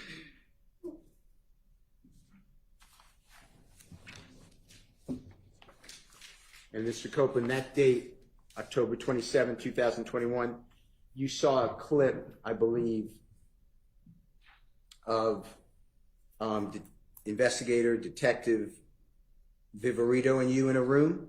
Yes. And that was the same day, October 27, 2021. Is that fair to say? Yes. Okay. Mr. Copeland, I'm showing you Mr. Williams, number 252G as in Goldfeder. And this again in Fulton County, State of Georgia versus you, Mr. Copeland. This indictment number is 20 SC 17 68 51. You see that? Yes. And this has you pleading guilty under Alford to count 2, possession of a vehicle with an altered VIN number. Do you know what a VIN number is? Huh? Do you know what a VIN number is? No. Vehicle identification number? Yes. Okay. And it says 15 years to serve 3 years in prison, balance of 12 years on probation. You see that? Yes. And this date is also before Judge Ingram on the 25th day of January 2022. Is that fair to say? Yes. And here's the indictment. Same number that I announced before. State of Georgia versus you. And charging you with count 2 with possession of a vehicle with an altered VIN number. And you pled guilty to that count and count 3. Yes. Willful obstruction of law enforcement. You see that? Yes. And that's your signature or the judge? Maybe try turning that backup mic off. I don't know if that'll make any difference or not. It's off. Okay. I don't know why that's started happening. Go ahead. And you pled guilty to Jonathan Melnick's your lawyer. 25th day of January 2022. Fair to say? Yes. Your Honor, I move for the admission of Mr. Williams' certified copy, Your Honor, 252G as a book. Admitted.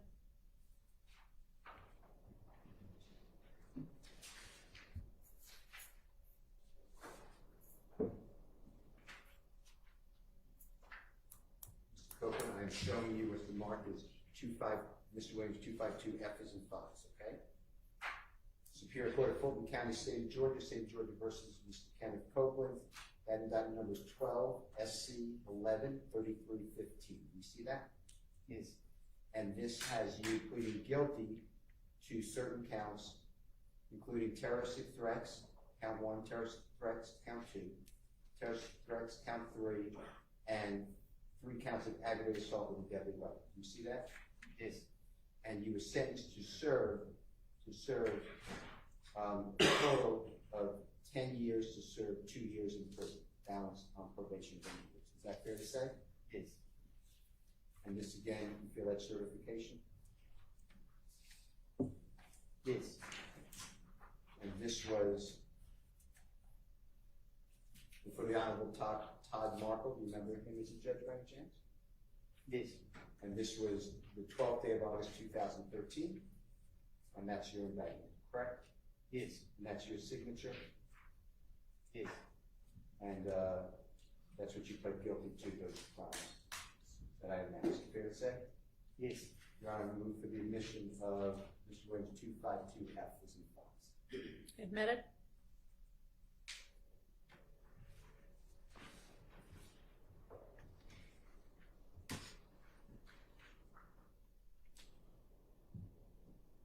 Mr. Copeland, I'm showing you was certified, and if you don't mind just feeling, just make sure that you feel the same seal. Yes. Superior Court of Fulton County, State of Georgia versus Mr. Copeland, criminal action number 12 SC 110195. And this charges, and you pled guilty to 3 counts of entering an automobile. And then I'm skipping the 2 misdemeanors. I pled guilty to, but I'm skipping them. And then, actually, that's all I'm going to announce, but it's there. 3 counts of entering automobile. True? Yes. And you were sentenced to 5 years, so 2 years in prison and the balance of 3 years on probation. Fair to say? This would say. And this was on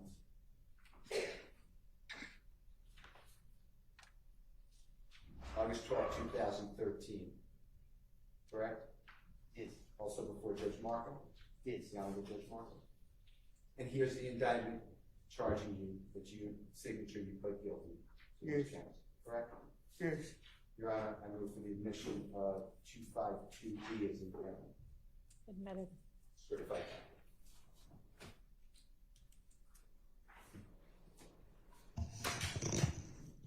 Mr. Copeland, I am showing you in the Superior Court of Fulton County, State of Georgia versus Mr. Copeland, indictment number 15 SC 136794. You have a certification on that, if you don't mind. And this is Jeffrey Williams, 252D as in David, okay? Go ahead. And this has you pleading guilty, sentence of 5 years to serve in prison, community time served for theft by receiving stolen property of felony. You see that? Yes. And this was also before the Honorable Judge Markle on the 13th of December 2018. You see that? Yes. And this is your indictment. That's your signature pleading guilty. Is that true? Yes. Your Honor, I move for the admission of Mr. Williams 252D as indicated. Admitted.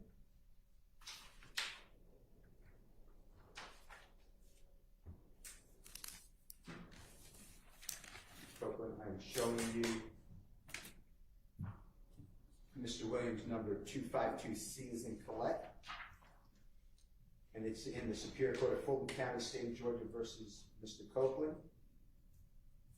And you entered a guilty plea to count 1, which is aggravated assault with a deadly weapon. This is indictment number 10 SC 96398. Does that all look accurate? Yes.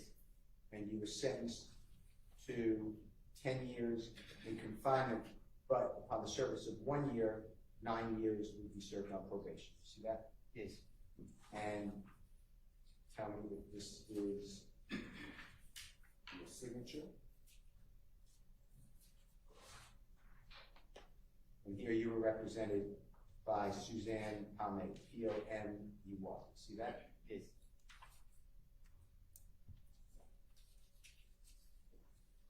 Here's your indictment, and that's your guilty plea under Alford versus North Carolina. You see your signature?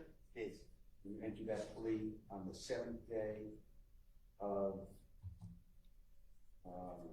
March 2011. Fair to say? Yes. Your Honor, I move for the admission is a certified copy of Mr. Williams 252C as incorrect. Admitted.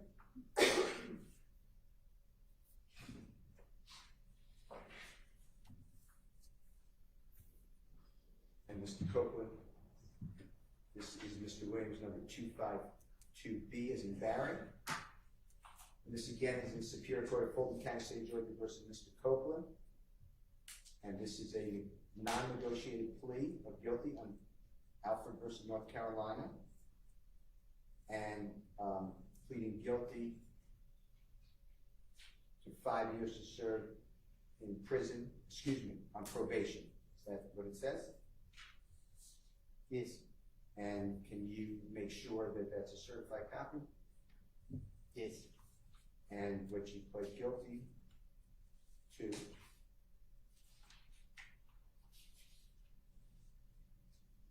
with your lawyer, Jessica Stearns, S-T-E-R-N-S. You see that? Yes. And this was August 31, 2009, correct? Yes. And you pled guilty under Alfred versus North Carolina to count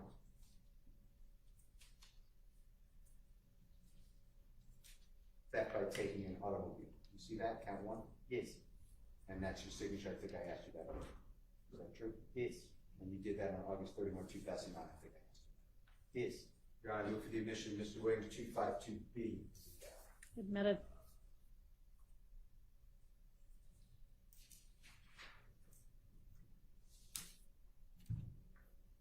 Mr. Copeland.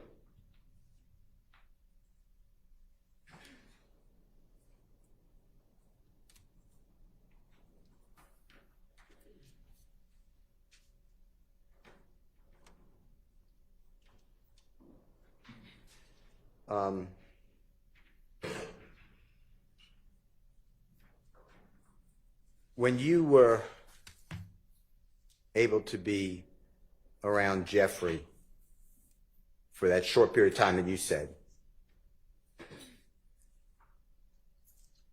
that benefited you because it made you more known. Am I saying that right? Is that true? Objection on vague as to what period of time? Can you rephrase your question, please? Sure. You testified already that you were with Jeffrey for a short period of time from the end of 2014 to 2015, and you were arrested and didn't get out of custody on June 10th, 2015. So somewhere in that period. Is that fair to say? I didn't hear you. Okay. You were around Jeffrey Williams at times, at the end of 2014, year 2014, and then sporadically, because you kept getting arrested, but no more after June 10th, 2015, because then you're arrested and then sent to federal prison for 51 months. True? No. Okay, explain. I was on around him from 14, and then we started hanging in 15. Say it again, I couldn't hear you. I wasn't hanging around him in 2015. Okay. Only the end of 2014. Okay. And that was beneficial to you because it boosted your notoriety, meaning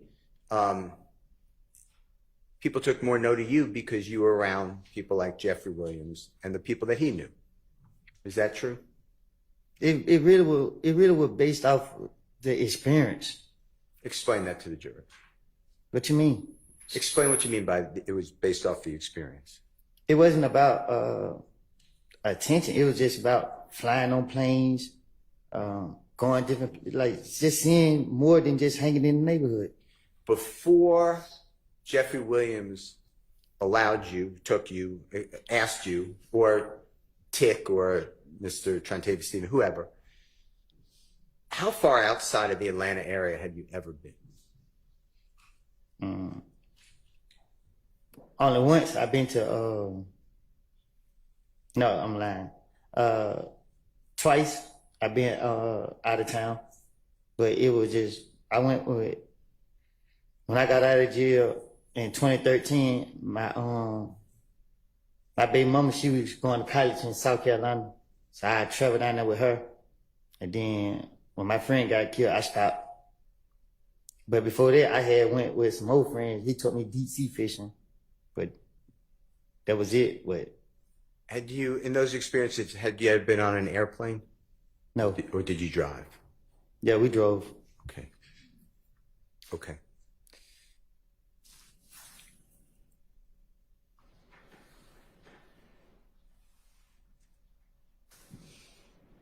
Mr. Steele, is this a good time to stop? Sure. All right, we're going to go ahead and break for the day.